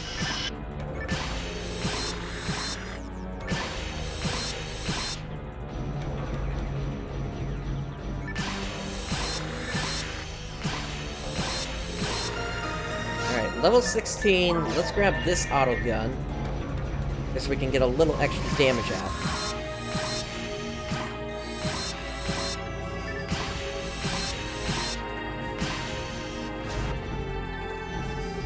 It's getting busy.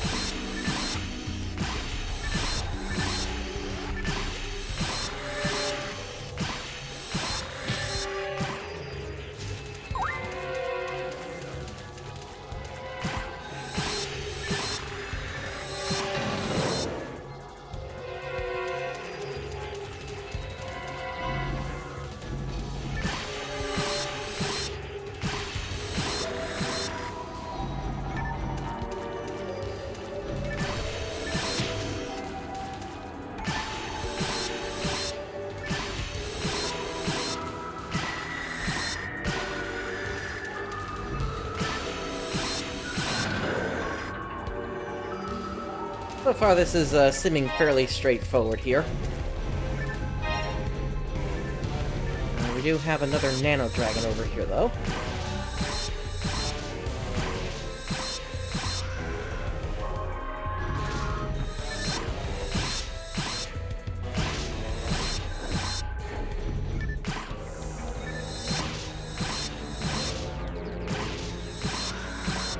Alright.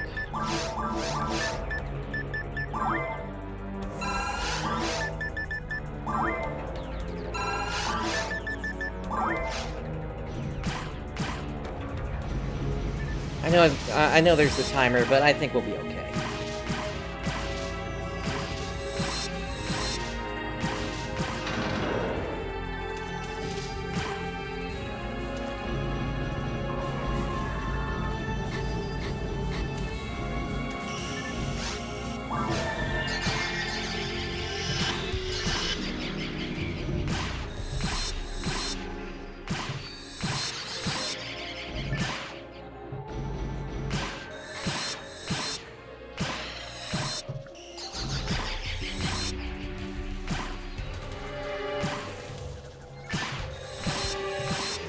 I love being a cast. Okay, so that Pan Arms has finally split apart. And now we can kind of see what they do here. Now, it's the red one I want to take out. The blue one doesn't really do that much.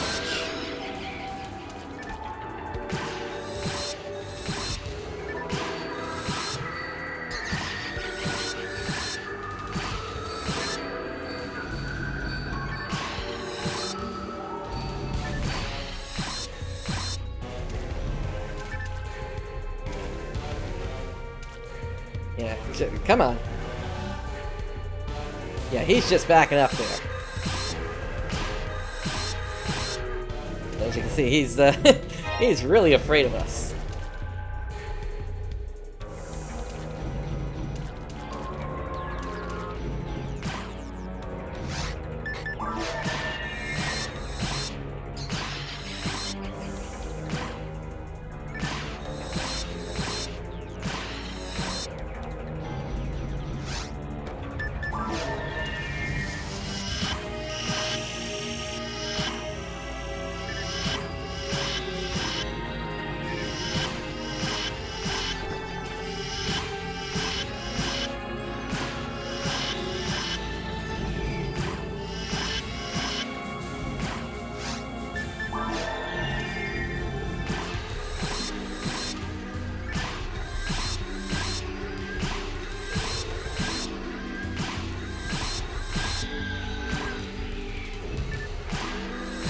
Well, I'm sure there's some sort of server control that could do that.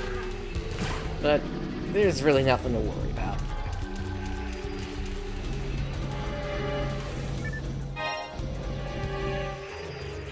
Because that's it! Analyzing battlefield data. Analyzing enemies' vital fluids. Analyzing combat data. Setting data code. Saving data. Data saved successfully. We got biological data.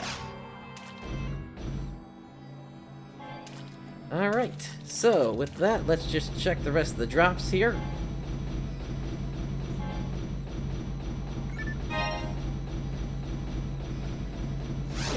And back up to Pioneer 2 we go.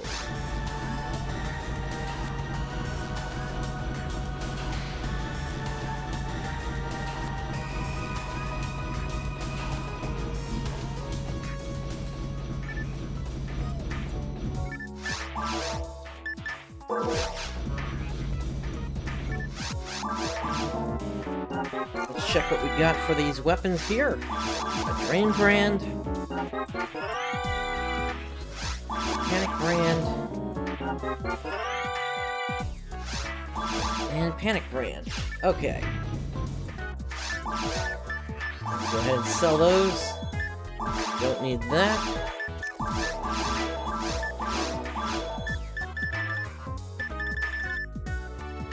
Okay, you selling anything new? Nope, not yet. In that case, let's feed the mag. I'm actually gonna have to get some more antidotes.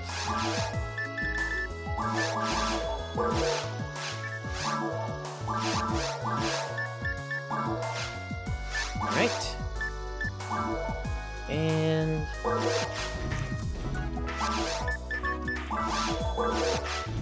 just to make sure we're fully stocked on that. We'll go ahead and put the warrior body away.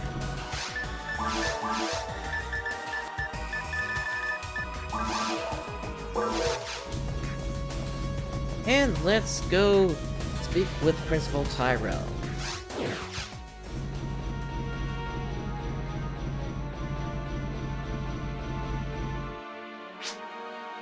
Thank you as always.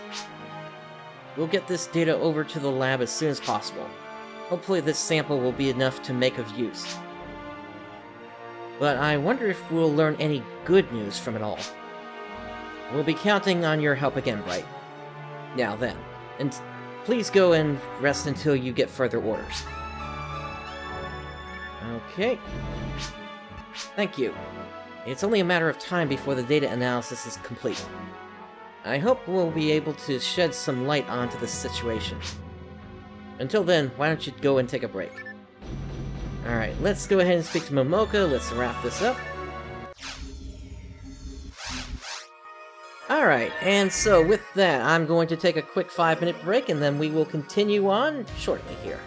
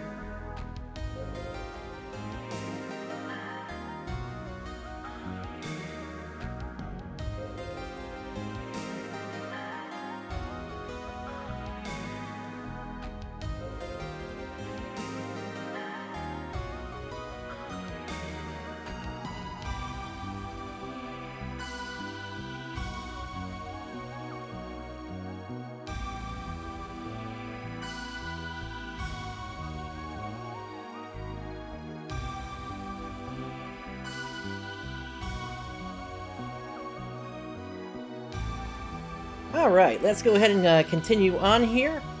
So, we are going to create another game here. And we're going to set it to one-person mode.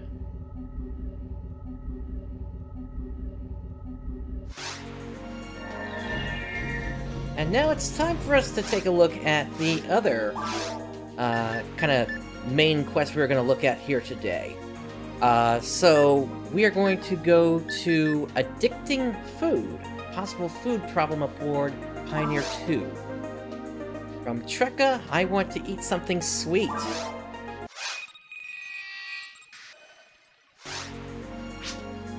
I'm Trekka. I'm really embarrassed about this story, but listen to me.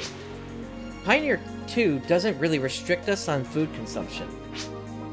But certain types of foods are restricted, especially sweets. But I love sweets. I was looking forward to landing on Rigol because it meant eating sweets. But the landing was postponed, and I really need my sweets. Perhaps you hunters can go to Pioneer 1 to get some sweets? Sorry that this sounds like a stupid request, but I am quite serious. I was expecting that line to say sweets again. I know who she is. She's famous for starting Sweet Mania. She's in such great shape now, but she used to be... Oops. I must stop here to uphold her honor. Alright. I don't know what to do. My quest is to find 3 sisters, but there aren't any clues. I went everywhere on Pioneer 2. Okay. Looks like there is a Rawcast over here. I'm helping to find the 3 lost sisters. They were bakers with their own high standards for baking. I don't understand why they'd leave the ship. And I'm not seeing any other hunters around, so let's make our way down to our goal. Inside the caves. Alright, so... dim autogun.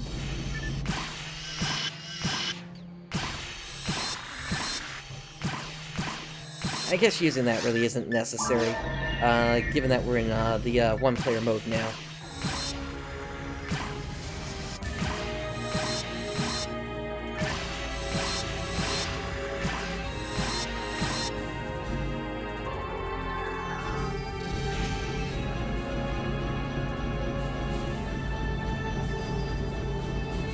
Still, it can't hurt to get them to fight each other.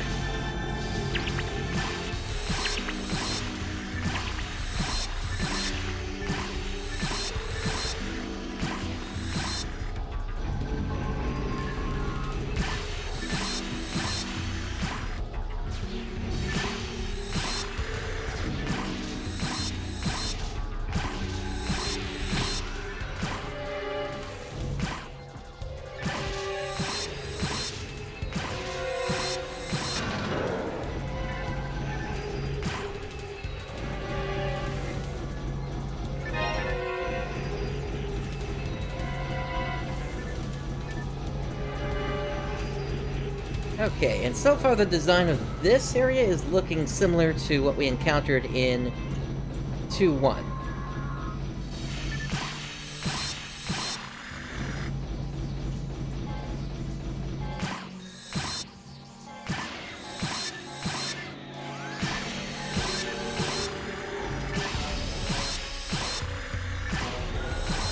I'm not sure I follow, Xander.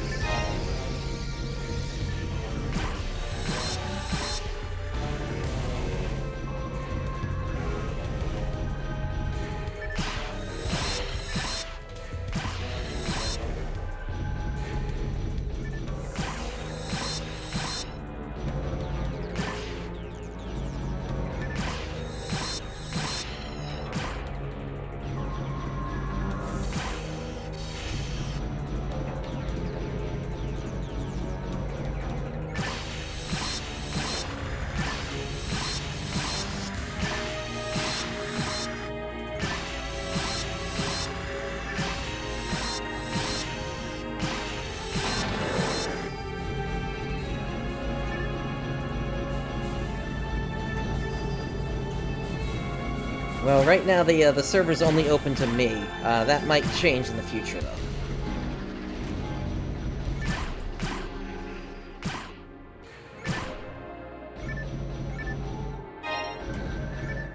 Alright, let's go ahead and feed the mag.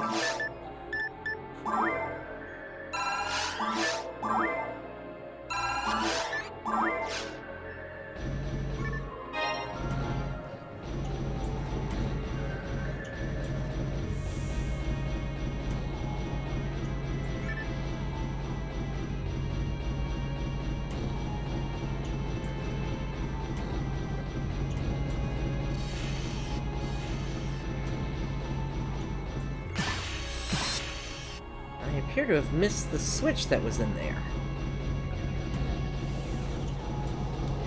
Like I said, it's not open to anybody right now.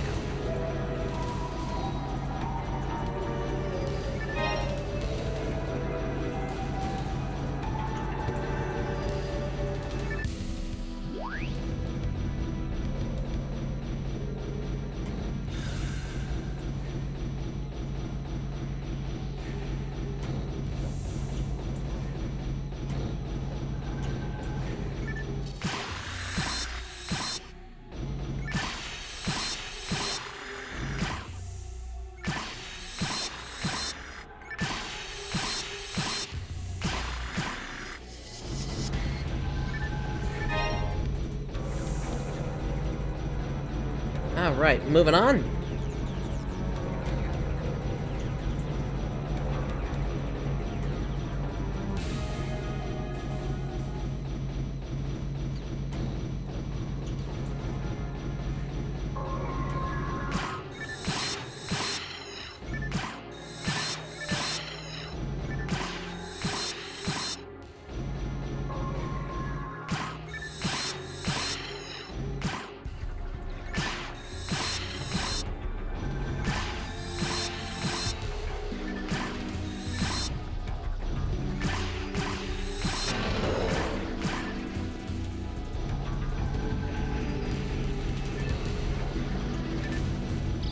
If I didn't know any better, I would say that this is exactly the same map as the 2-1 government quest.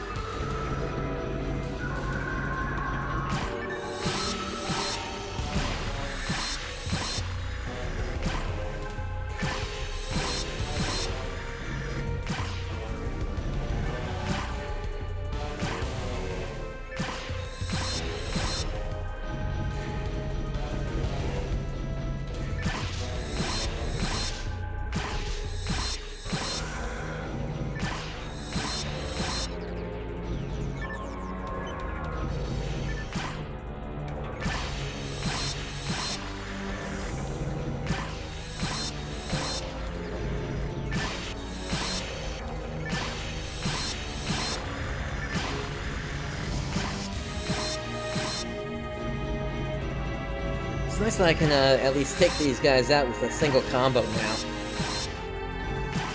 It's making it a lot faster for these runs.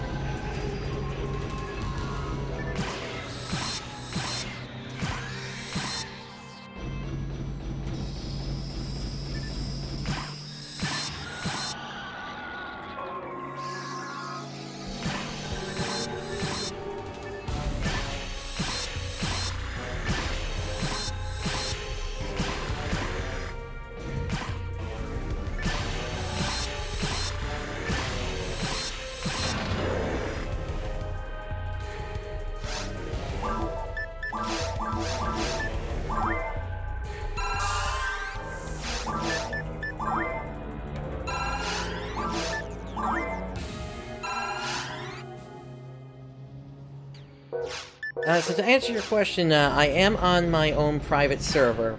It doesn't cost anything to play. Let's see, we need to open up that door. The server is running code based on the Tethala server code. It's a server project that's no longer maintained by Soda Boy. Instead, he's working on a more basically an ongoing developed server called Ephinia.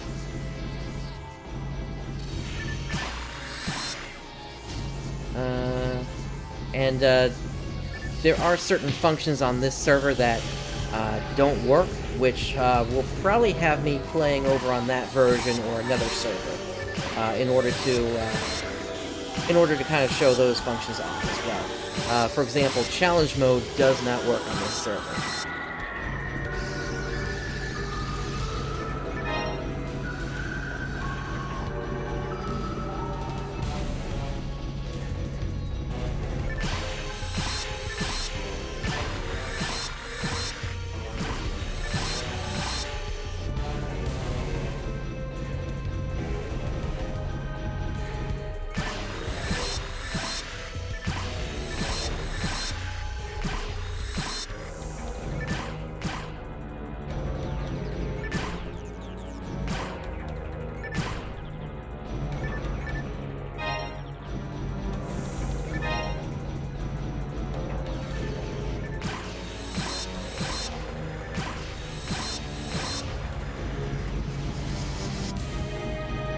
I think it's open source.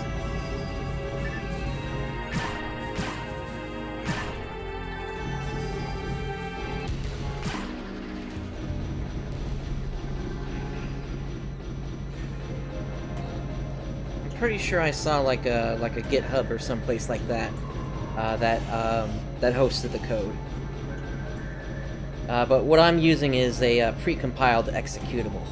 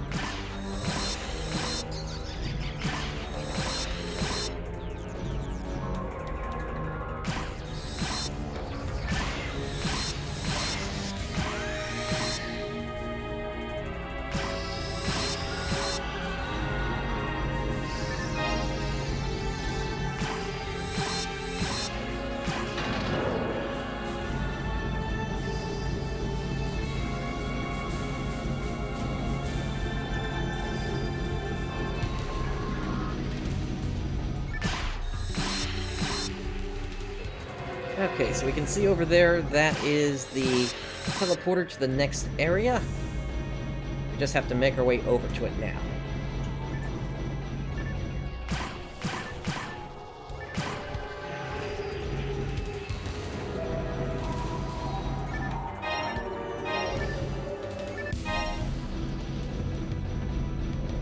And let's feed the mag.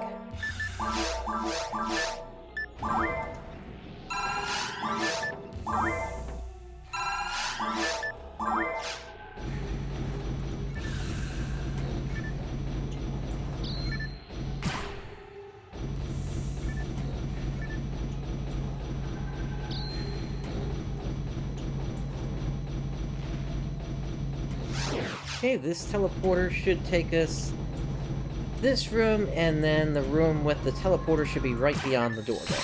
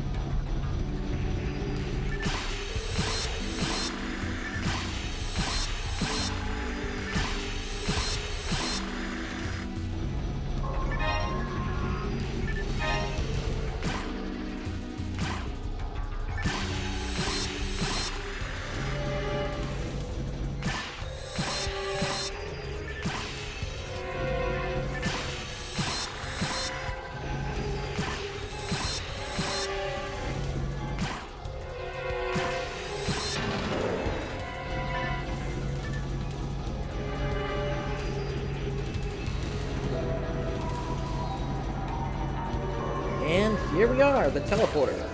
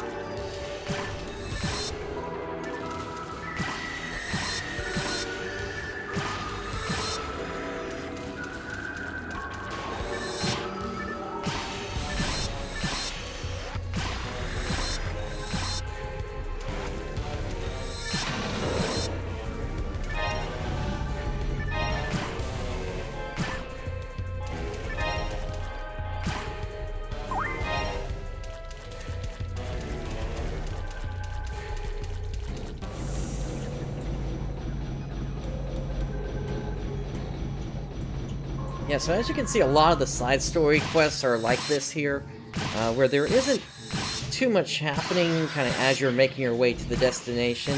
This is just really how quests for games like this were designed back then. But we did just reach level 17.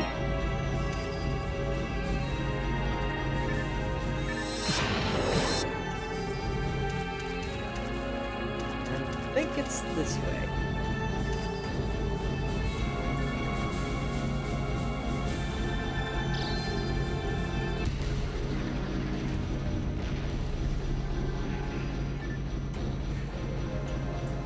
Oh, nope. Other way.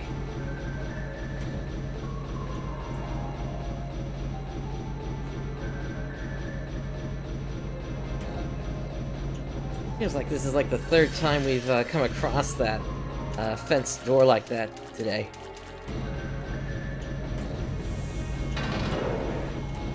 Are we able to defeat it yet? Yes, we can.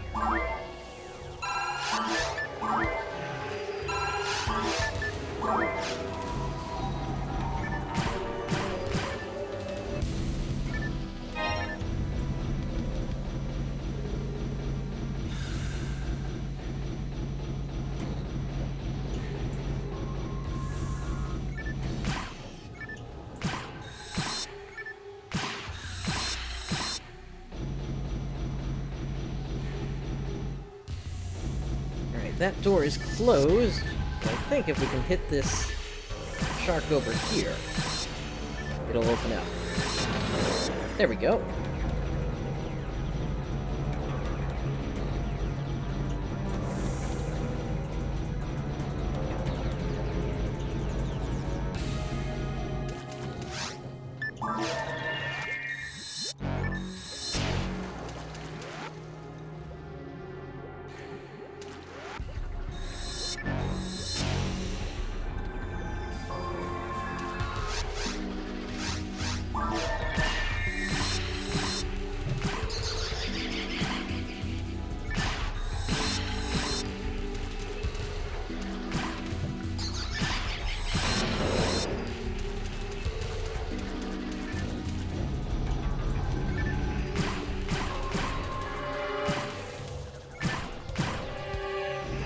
Okay, I see that crowd of them out there. Let's go ahead and drop a confusion trap.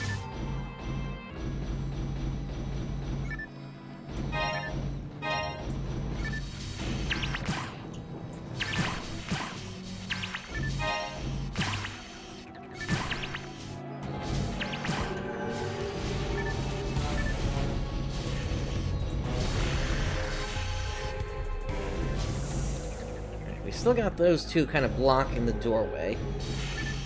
But let's drop a damage trap. There we go.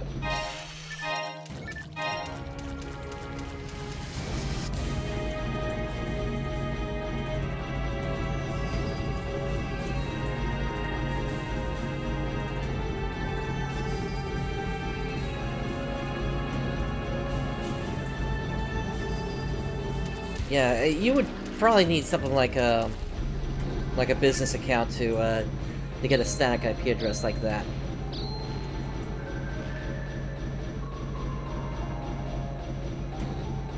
Because even if you're able to host a server at that point, there may be guidelines regarding what you can and can't do on just a residential connection.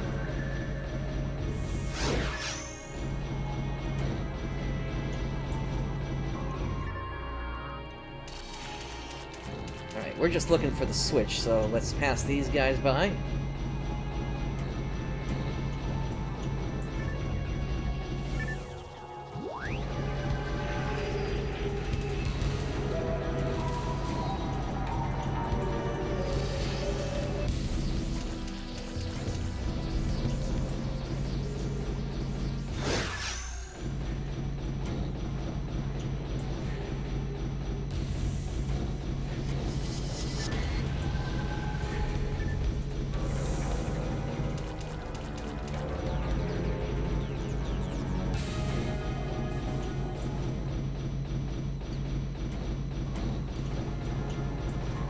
Alright, here's the waterfall area. And we're about halfway done with Caves 2.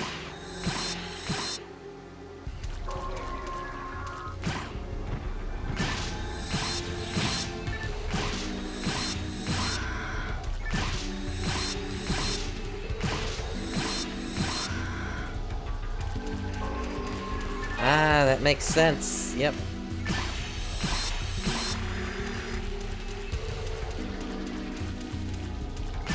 Yeah, you may need to go with a brand new ISP then, if it's at all possible.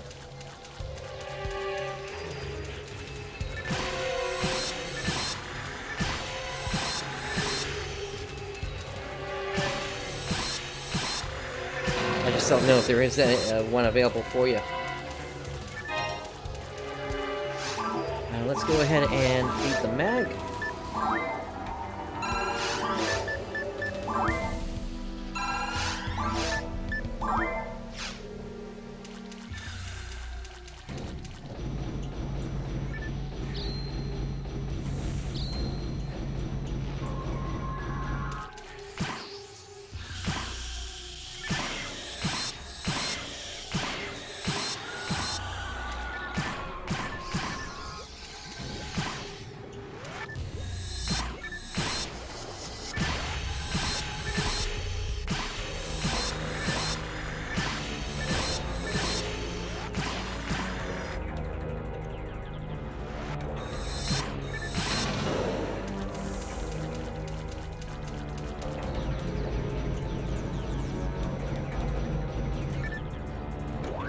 So we have a refill here.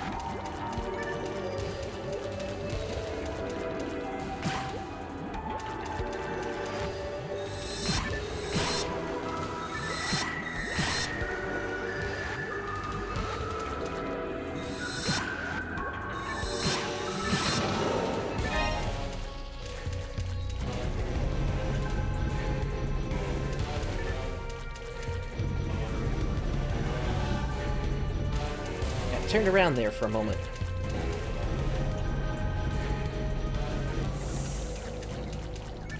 Oh yeah, I would definitely agree. Satellite is just not going to work at all.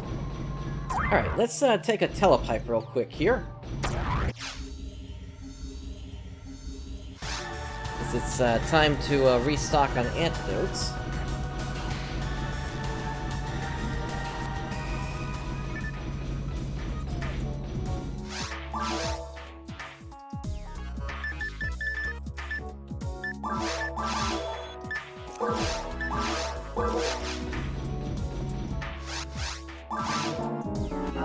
And let's check these weapons out.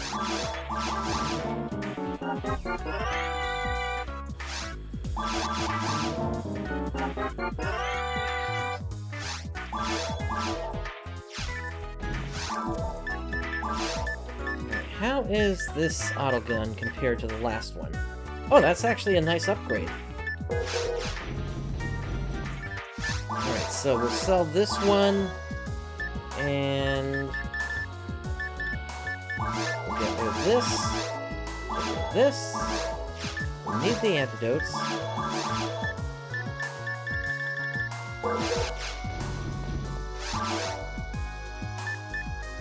We've got a solid frame. That is a nice increase in defense. I can't use it yet. And you're still selling the same handgun and rifle.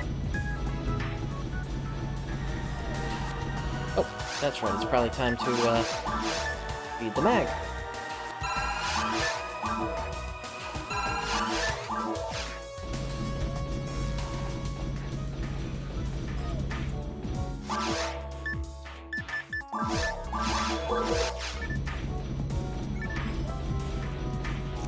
Once again, once I hit level 45 on the dex, at that point I will then switch over and fill out the rest of this mag's levels with power.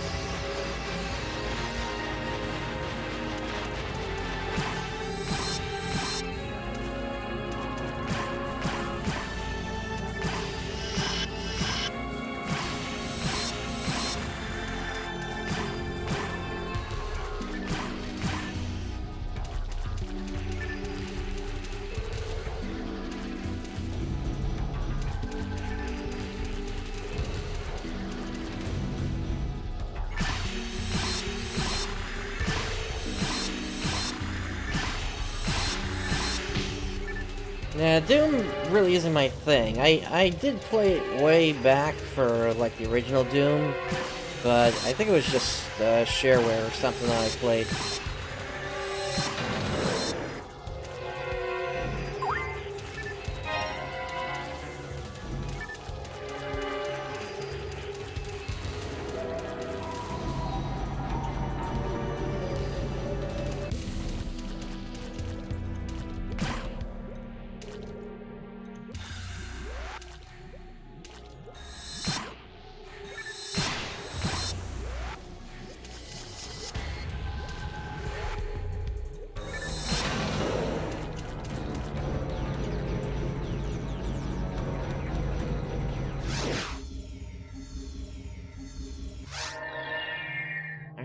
We are in Cave 3 now?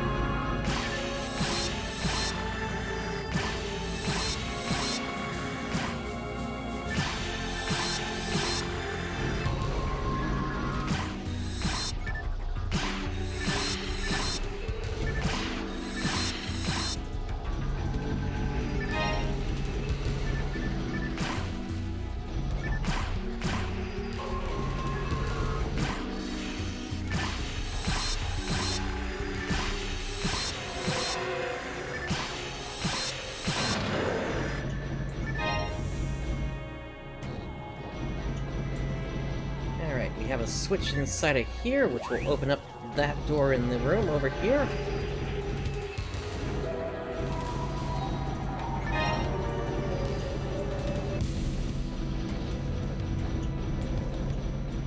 And let's take the teleporter here.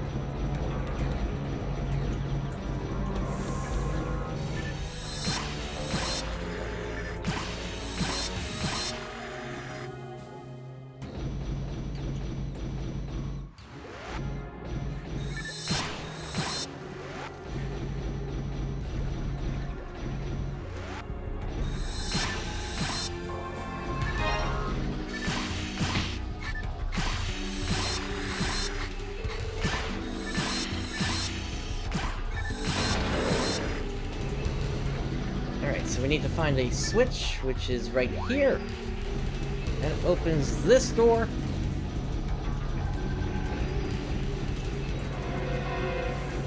And take a look at what we got here. To tell the truth, we aren't really bakers. We're the Cake Sisters. What do you think of the heat and humidity here? It's perfect. Pioneer 2 didn't allow us to make cakes, so we came down here. Hey, want to try one? Are you surprised to find a cake shop in a location such as this? So, welcome to the Nara Cake Shop. Would you like to purchase? Yes, let's go ahead and get some cake. Thank you. So, this is a staple of the Phantasy Star series. Indeed, a mid-mission cake shop. And this has been appearing throughout the series, all the way from back in the original Phantasy Star, where you had to go into a cave, and you had to find a baker by the name of Nala, and he would sell you cake. And even today, with Phantasy Star Online 2, the Cake Sisters are still around. So, with that, let's go ahead and make our way out of here.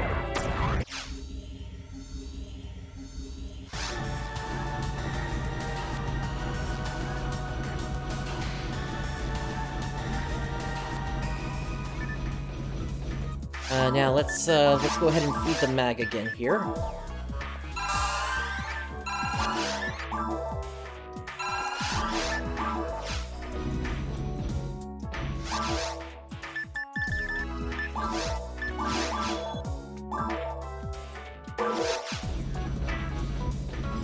And let's go ahead and hand in this cake to our client.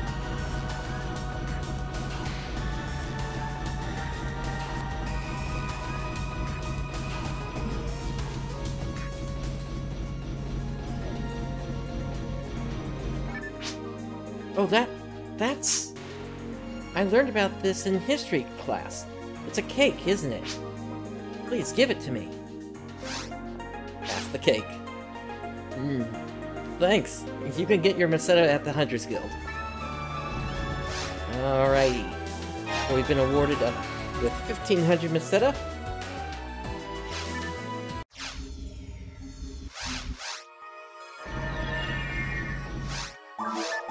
Alright, and let's go ahead and start up one more here.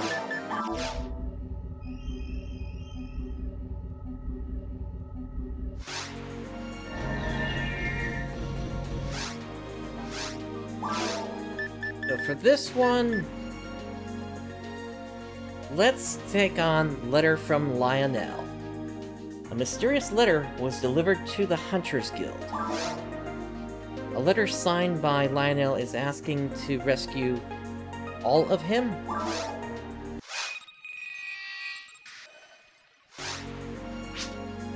This isn't a typical quest. Let me tell you the story. We received this letter a few days ago. It is from a hunter, Lionel. He's asking for help. It seems that he's on Regol and he can't move. Go to Regol, find Lionel, and bring him back here. That's your job. Have you ever heard of a system called B? So, for the sake of the show, I'll say no. Okay, I'll tell you about B briefly. It's a data transporter. The Pioneer 2 Council set that system up on Regol for communication. With only a slight time lag, we can receive data directly from Regol. Of course, the system wouldn't be up without the help of us Hunter Guild. That's right, Lionel's letter was transferred via B system. Since the client is lost at this time, we're your temporary client. This is the letter from Lionel. Here you go. So, letter from Lionel found on the ground. Select the quest board in your item pack menu. Then you can read his letter. Got it? Good luck to you. Alright, so, item pack, quest board. I can't move. I have no idea where I am now. I'm Lionel, an android hunter. Help me find all my parts. It's raining heavily. I'm not sure if I'm in a forest. I see ivied walls around me. Am I in the bottom of a well? Central Dome is in front of me, and the river. Okay. So based on that, we essentially need to figure out where they are in the forest. Let's head down to Regol.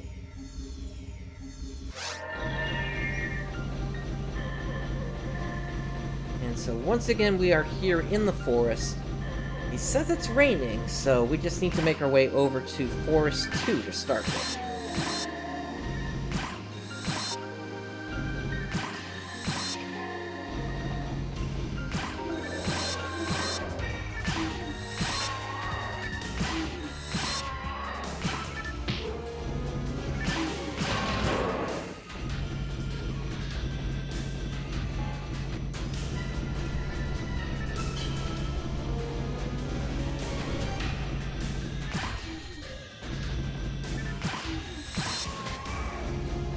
Now, I see a teleporter up there, so we're gonna have to loop around the back here.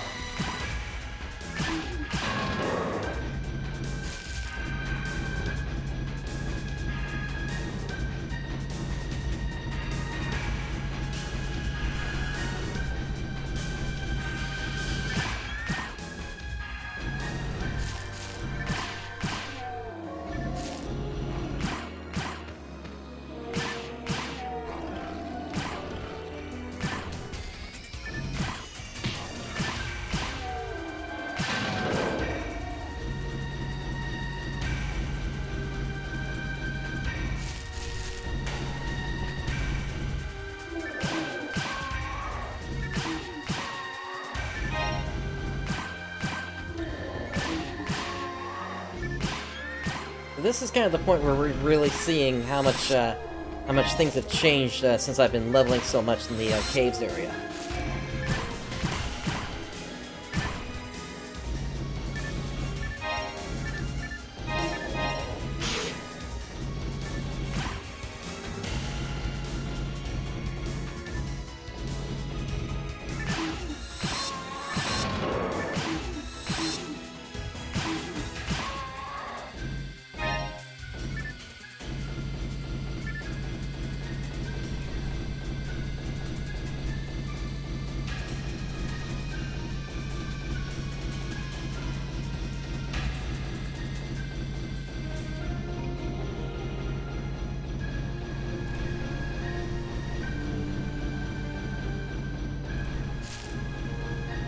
Alright, to Forest 2 we go!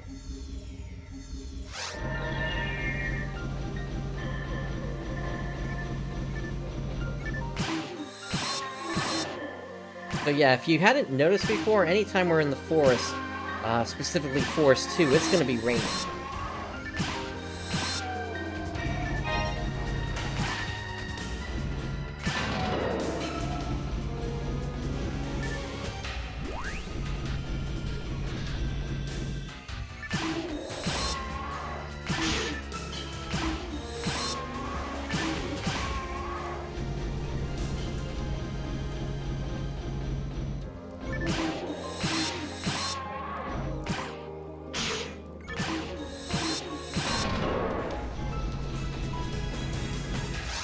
Let's go ahead and shoot the mag.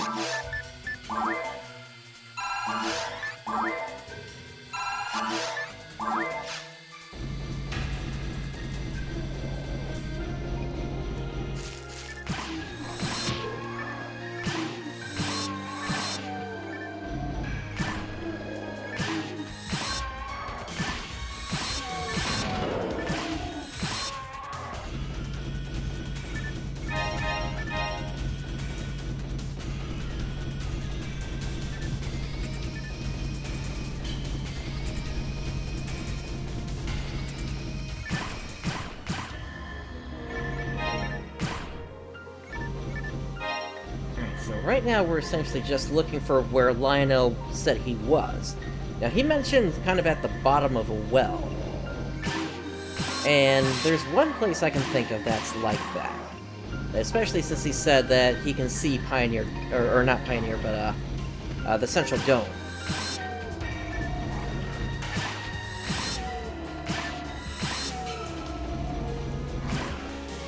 And that is that little section of the map. Once we kind of get to the Central Dome area, essentially we take a teleporter up to where the Central Dome is, but then there's a second teleporter that we can take, which will then take us further down into a little pit area.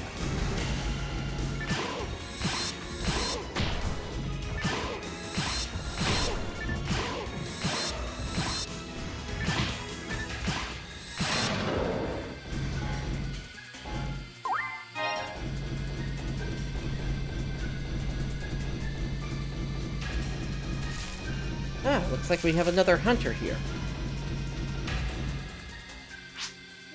Are you a hunter too?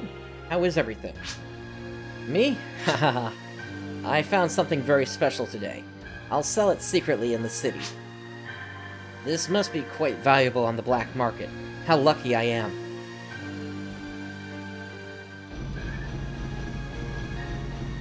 Alright, let's open this up. Actually, there's another switch, and that's actually not where we need to go, so let's just head up here.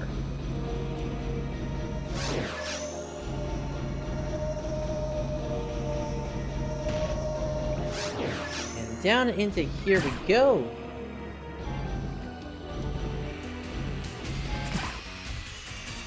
Ah, there it is. An android's head! Alright, so, let's check out the bee.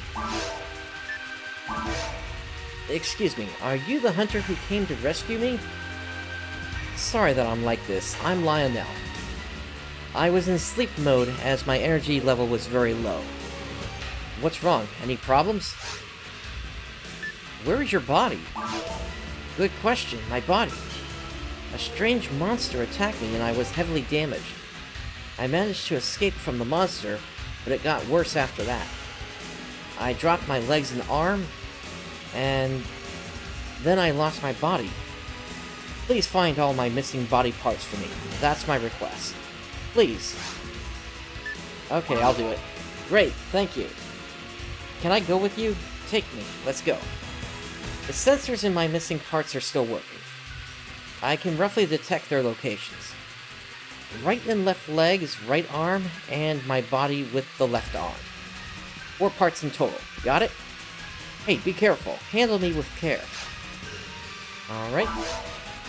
I've got a signal from my right arm. It is in something soft. And in some liquid? Oh, sometimes I feel a burning sensation. Do you know of this place? Something soft, in a liquid, and sometimes a burning sensation. And there's only one place that could be. So we're going to be fighting the boss of the forest area.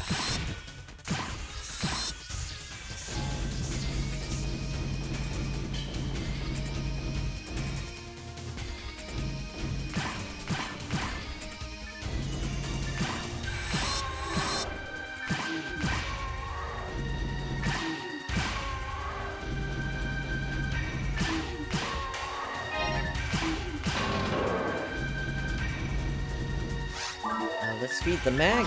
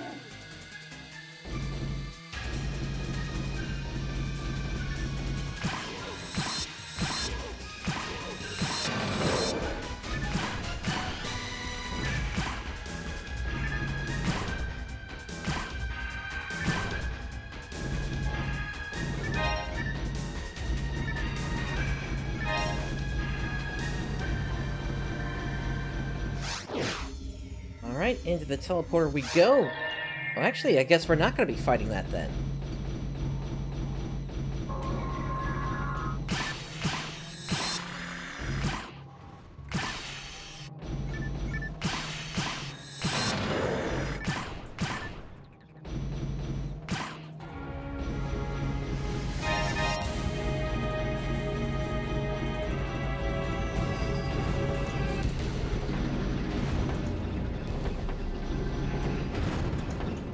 Alright, yeah, for this set of pistons, you definitely want to just kind of wait around until things have kind of cleared up.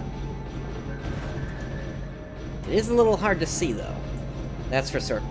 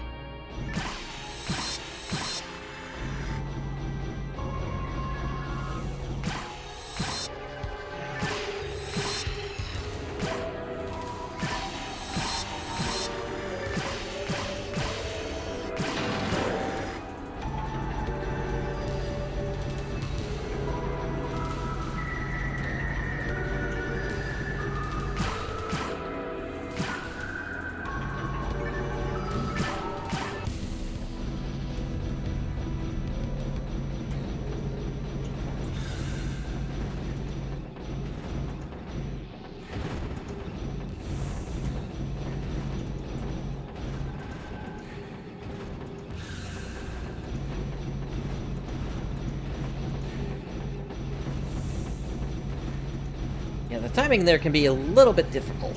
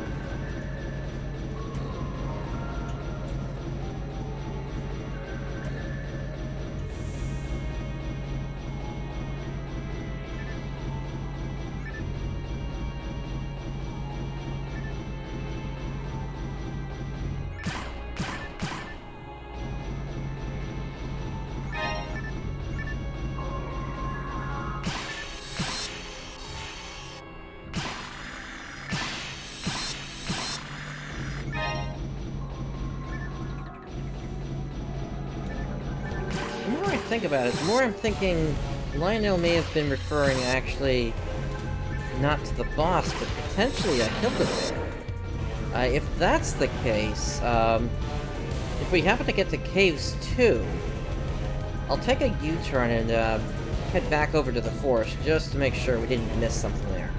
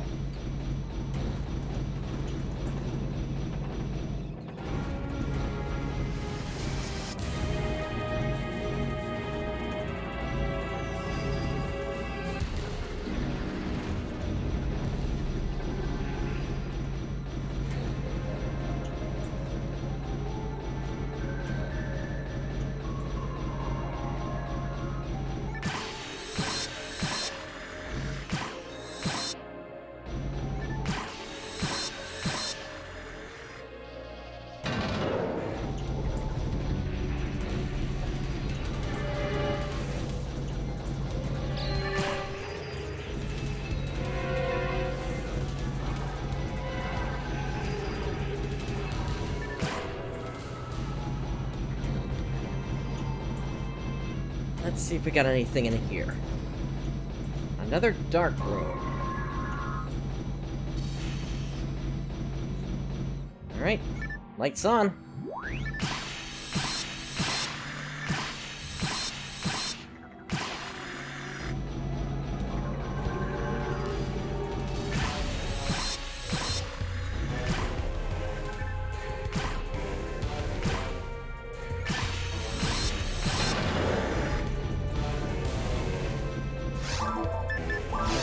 Feed the mag.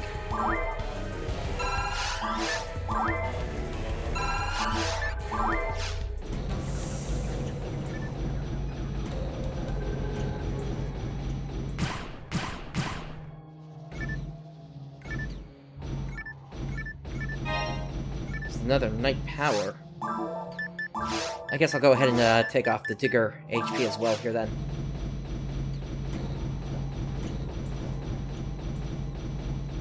Ah, hand arms.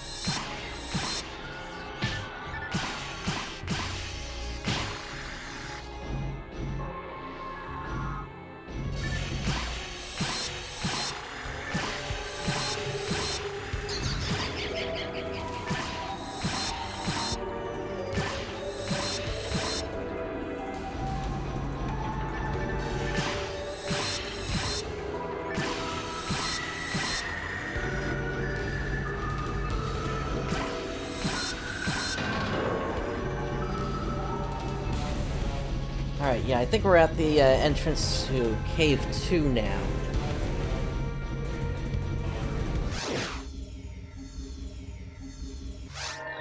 So, let me pop a telepipe here.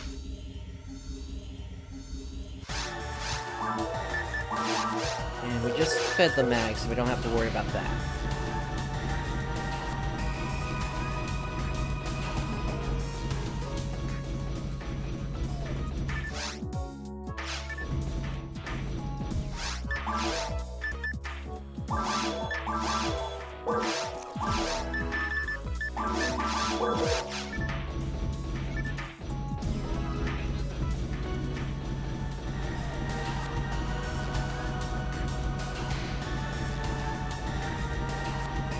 So we're gonna head back to Forest 2.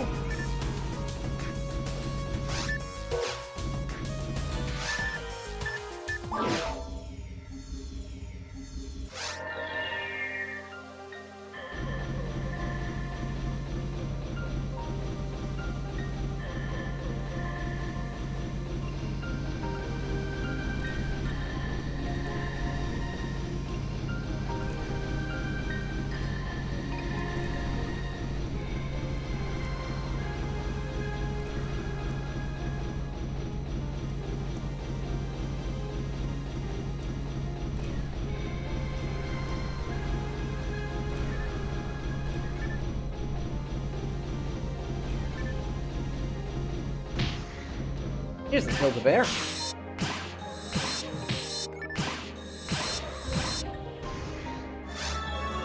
An android's right arm, found on the ground. Okay, there we go.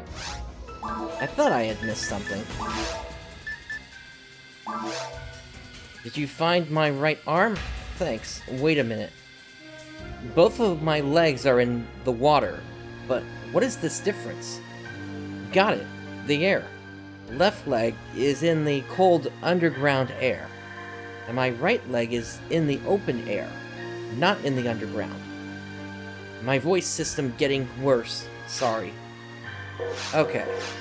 So, with that knowledge in hand, let's make our way back over to the original, or rather over to the Forest 1 area. Because I think I know what he's talking about.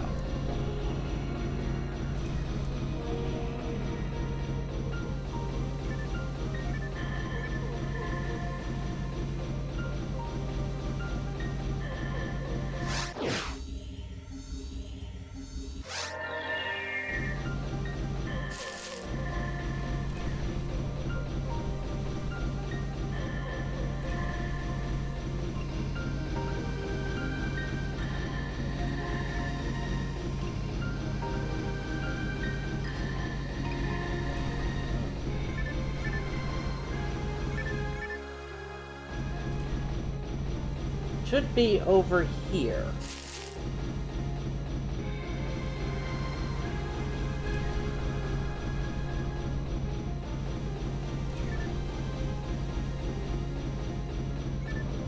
So there is some water over here, but I don't see the part. So the other place it could be is over where we found the mag, where we met Eleanor. Or no, actually right here. Oops, did not mean to close that out. Quest board. You found my right leg. Where is the other one? Please find it. Alright, so let us pick a telepipe up. And we're going to feed the mag.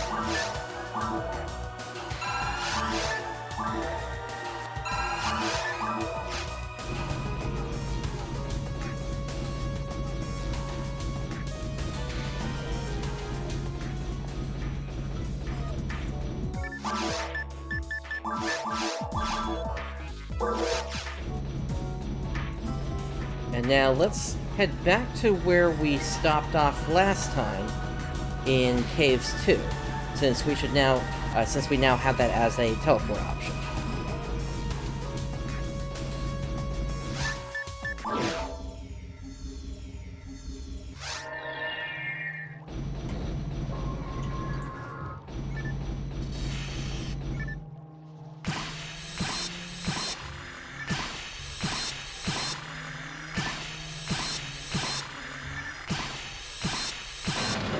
And as we can see, the part is right over there. Just have to make our way over to it.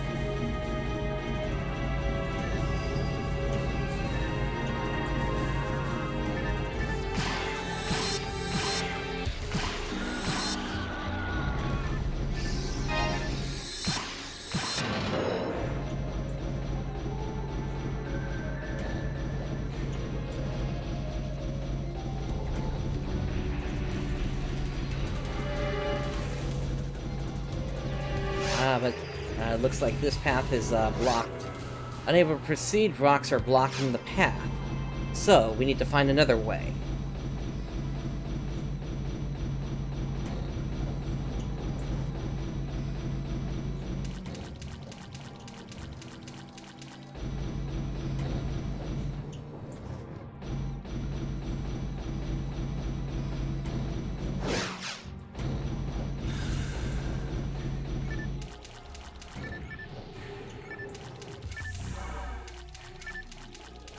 Got a number of traps in here.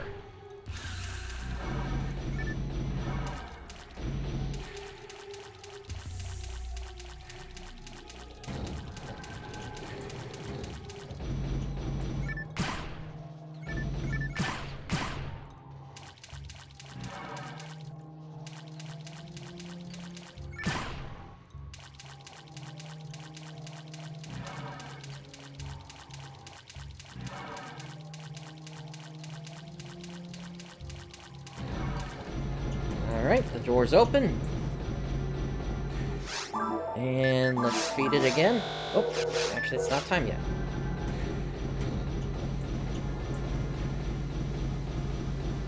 Here's the part. An android's left leg, found on the ground.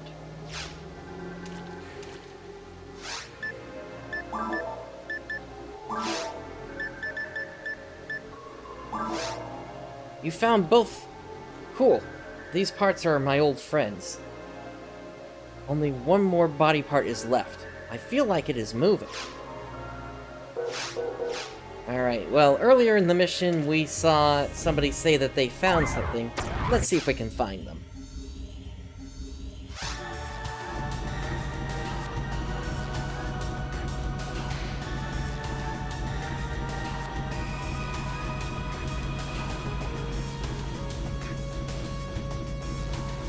I believe this was them. What are you looking for? Want anything special?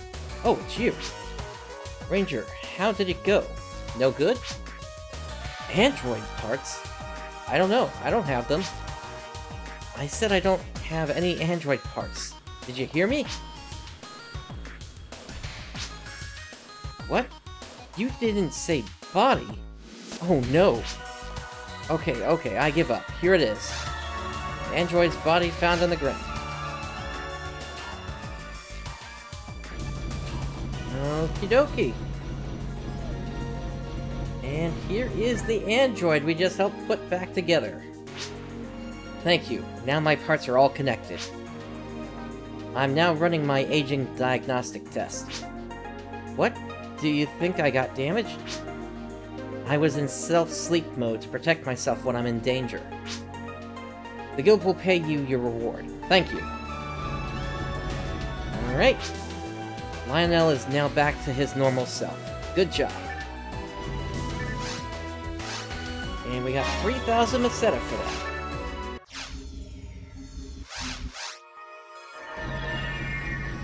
Alright, I'm thinking let's go ahead and start up one last mission for today.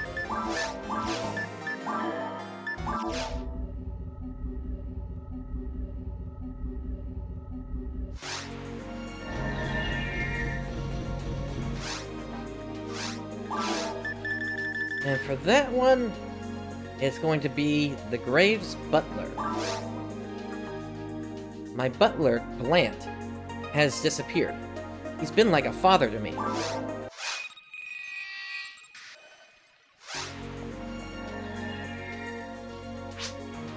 My name is Martha Graves. My parents are so busy. They're scientists, so I'm usually alone. Blant is our butler. He always took care of me. But he's disappeared. Where is he now? I miss him. I want to find him.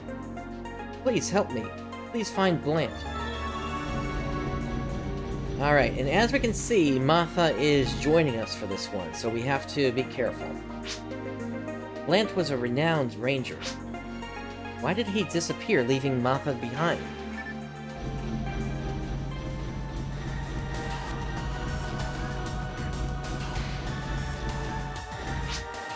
Blant? I saw him in the cave. I've never seen him wear so much protection before. What's he doing? He was in a rush. I'm not sure if he's still in the cave. Okay, and anybody else? Looks like that's it. So, let's proceed with the quest.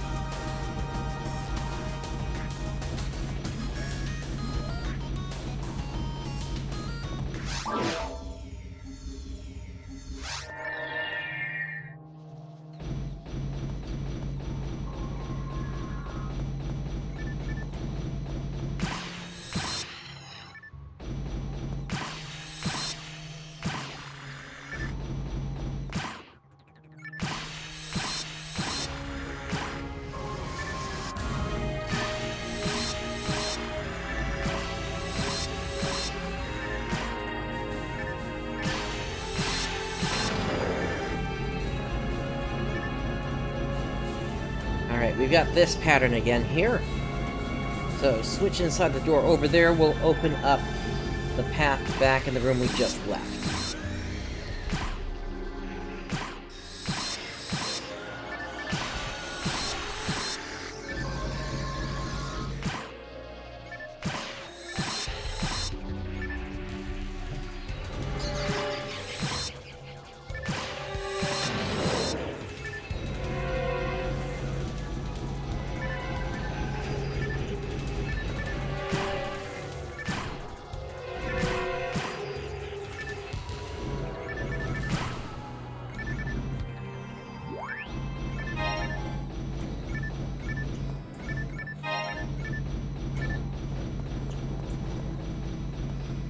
That Digger HP could come in handy later down the road here, but not right now.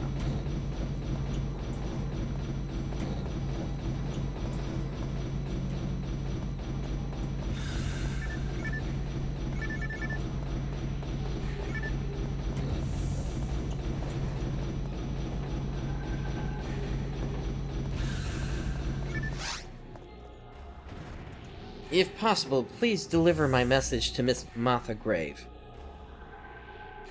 I'm Blant, a butler to the Grave family.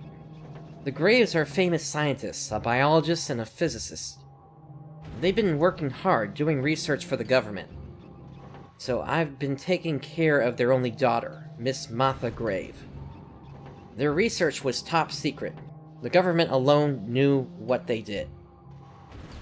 When Mr. Grave was chosen as a crew member for Pioneer 1, he told me, "We won't be bringing Martha with us. Don't let her go on Pioneer 2. I was angry with his order at that time, but... well, here comes another monster. Maybe later. Blant.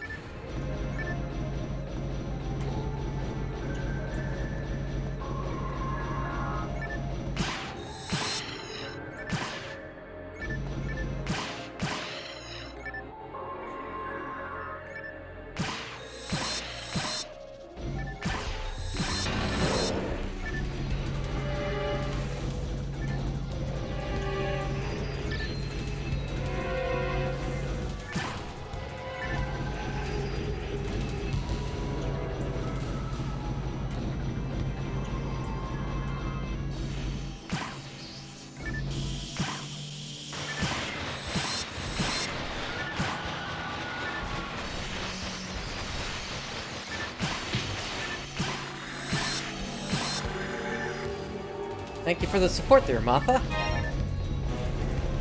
Are we able to feed the mag? Yes, we can.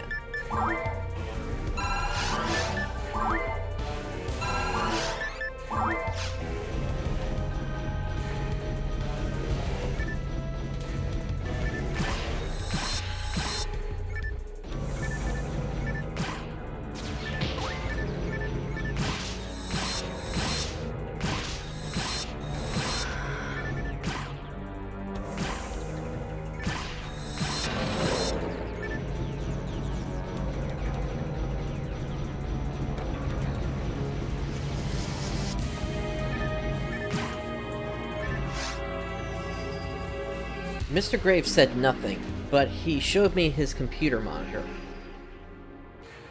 I can't describe it, but I saw some results from genetic engineering. Mr. Grave kept silent. A chill ran down my spine. Is the Pioneer Project really just an immigration plan? Genetic engineering?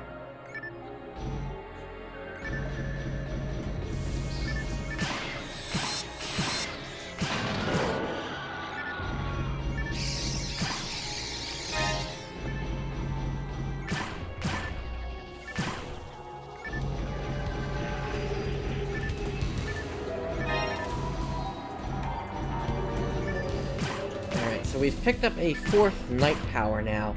Now, in order to use that, I would need a frame or piece of armor that has 4 slots on it.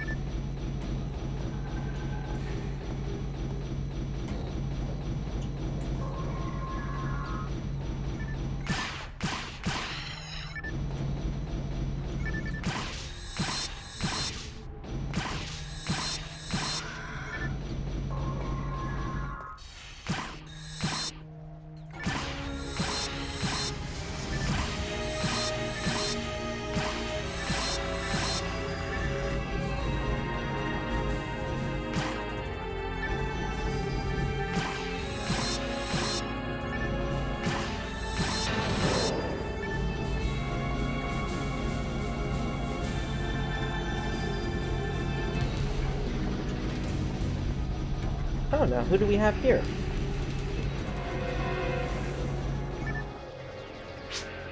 Did you see it? There was a capsule with some messages inside. Frightening. And it looks like you've got a friend here as well. No thank you, I'm busy. What, you're looking for a ranger? Sorry. Well, I think he was going this way. Alrighty.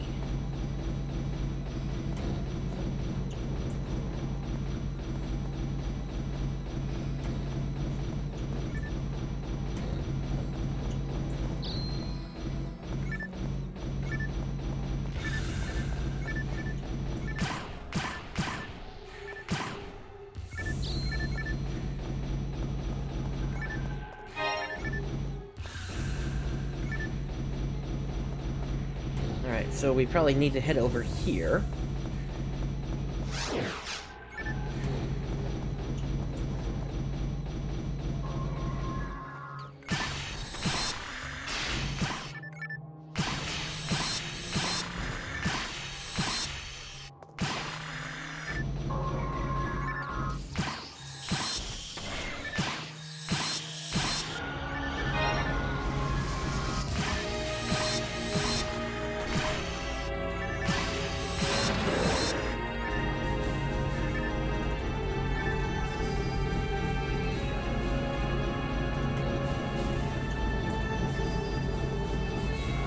Okay, there's the teleporter to the next area.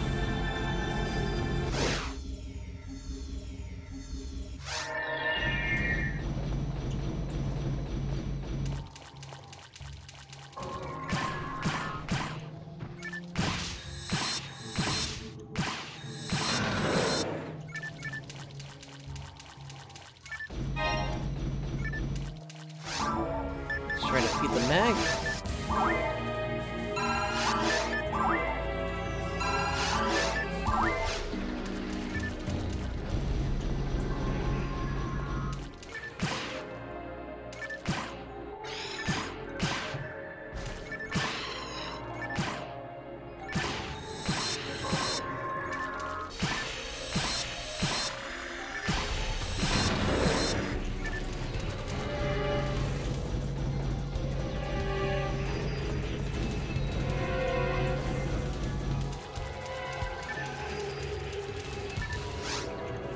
What I saw in Ragol was terrible.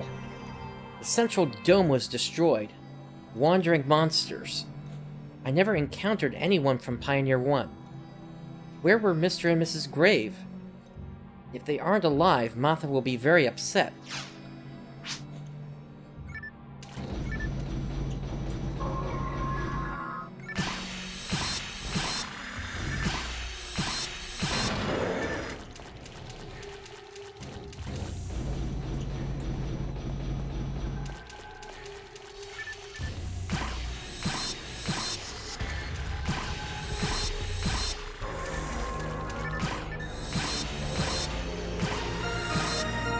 Alright, level 18.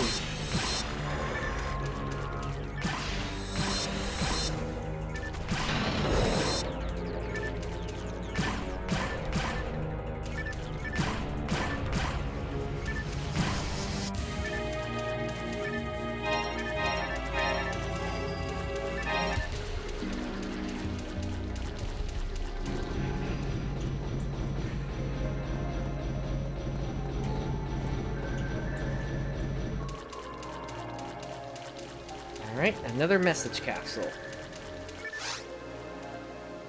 I've been wounded pretty badly from battles. I can't look for Mr. Grave. Too weak now. I don't think I can return to Martha either. It's all over. They're surrounding me. They're coming! I'm satisfied with my life. My only regret is I've left Martha alone. She was always alone without her parents. And now I can no longer take care of her. Martha, listen to me. Your father and mother left without you. It was because they loved you so much. Don't misunderstand. I don't know who is reading this message, but please tell Martha. Tell her that I hope she can live, that she lives with courage. I'll always be with you. Always. So long. Blant.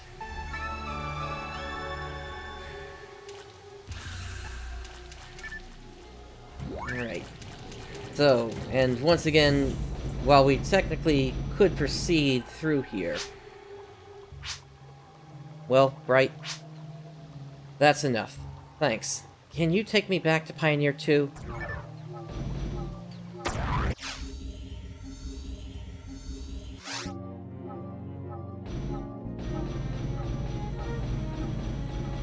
As you can hear, it is not the typical music that we hear from the end of one of these quests.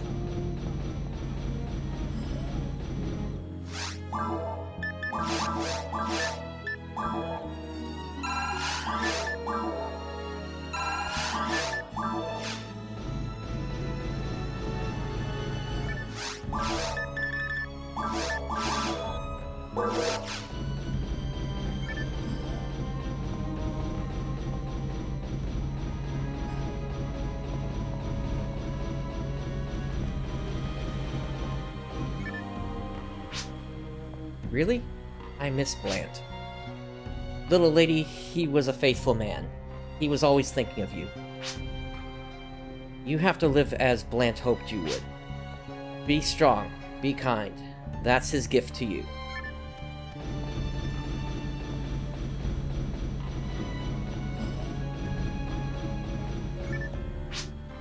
Blant, is it true? Blant's a very kind and noble person. Yes, indeed. Alright, so... this is essentially the first hint of what's actually going on in the story. It's not just only that there was the explosion on Ragol that essentially wiped out Pioneer 1. There is so much more to this story that if you were just playing just the main story, you would never learn about this. And it all starts with that little bit of information about genetic engineering. So we got 2,500 Meseta from that.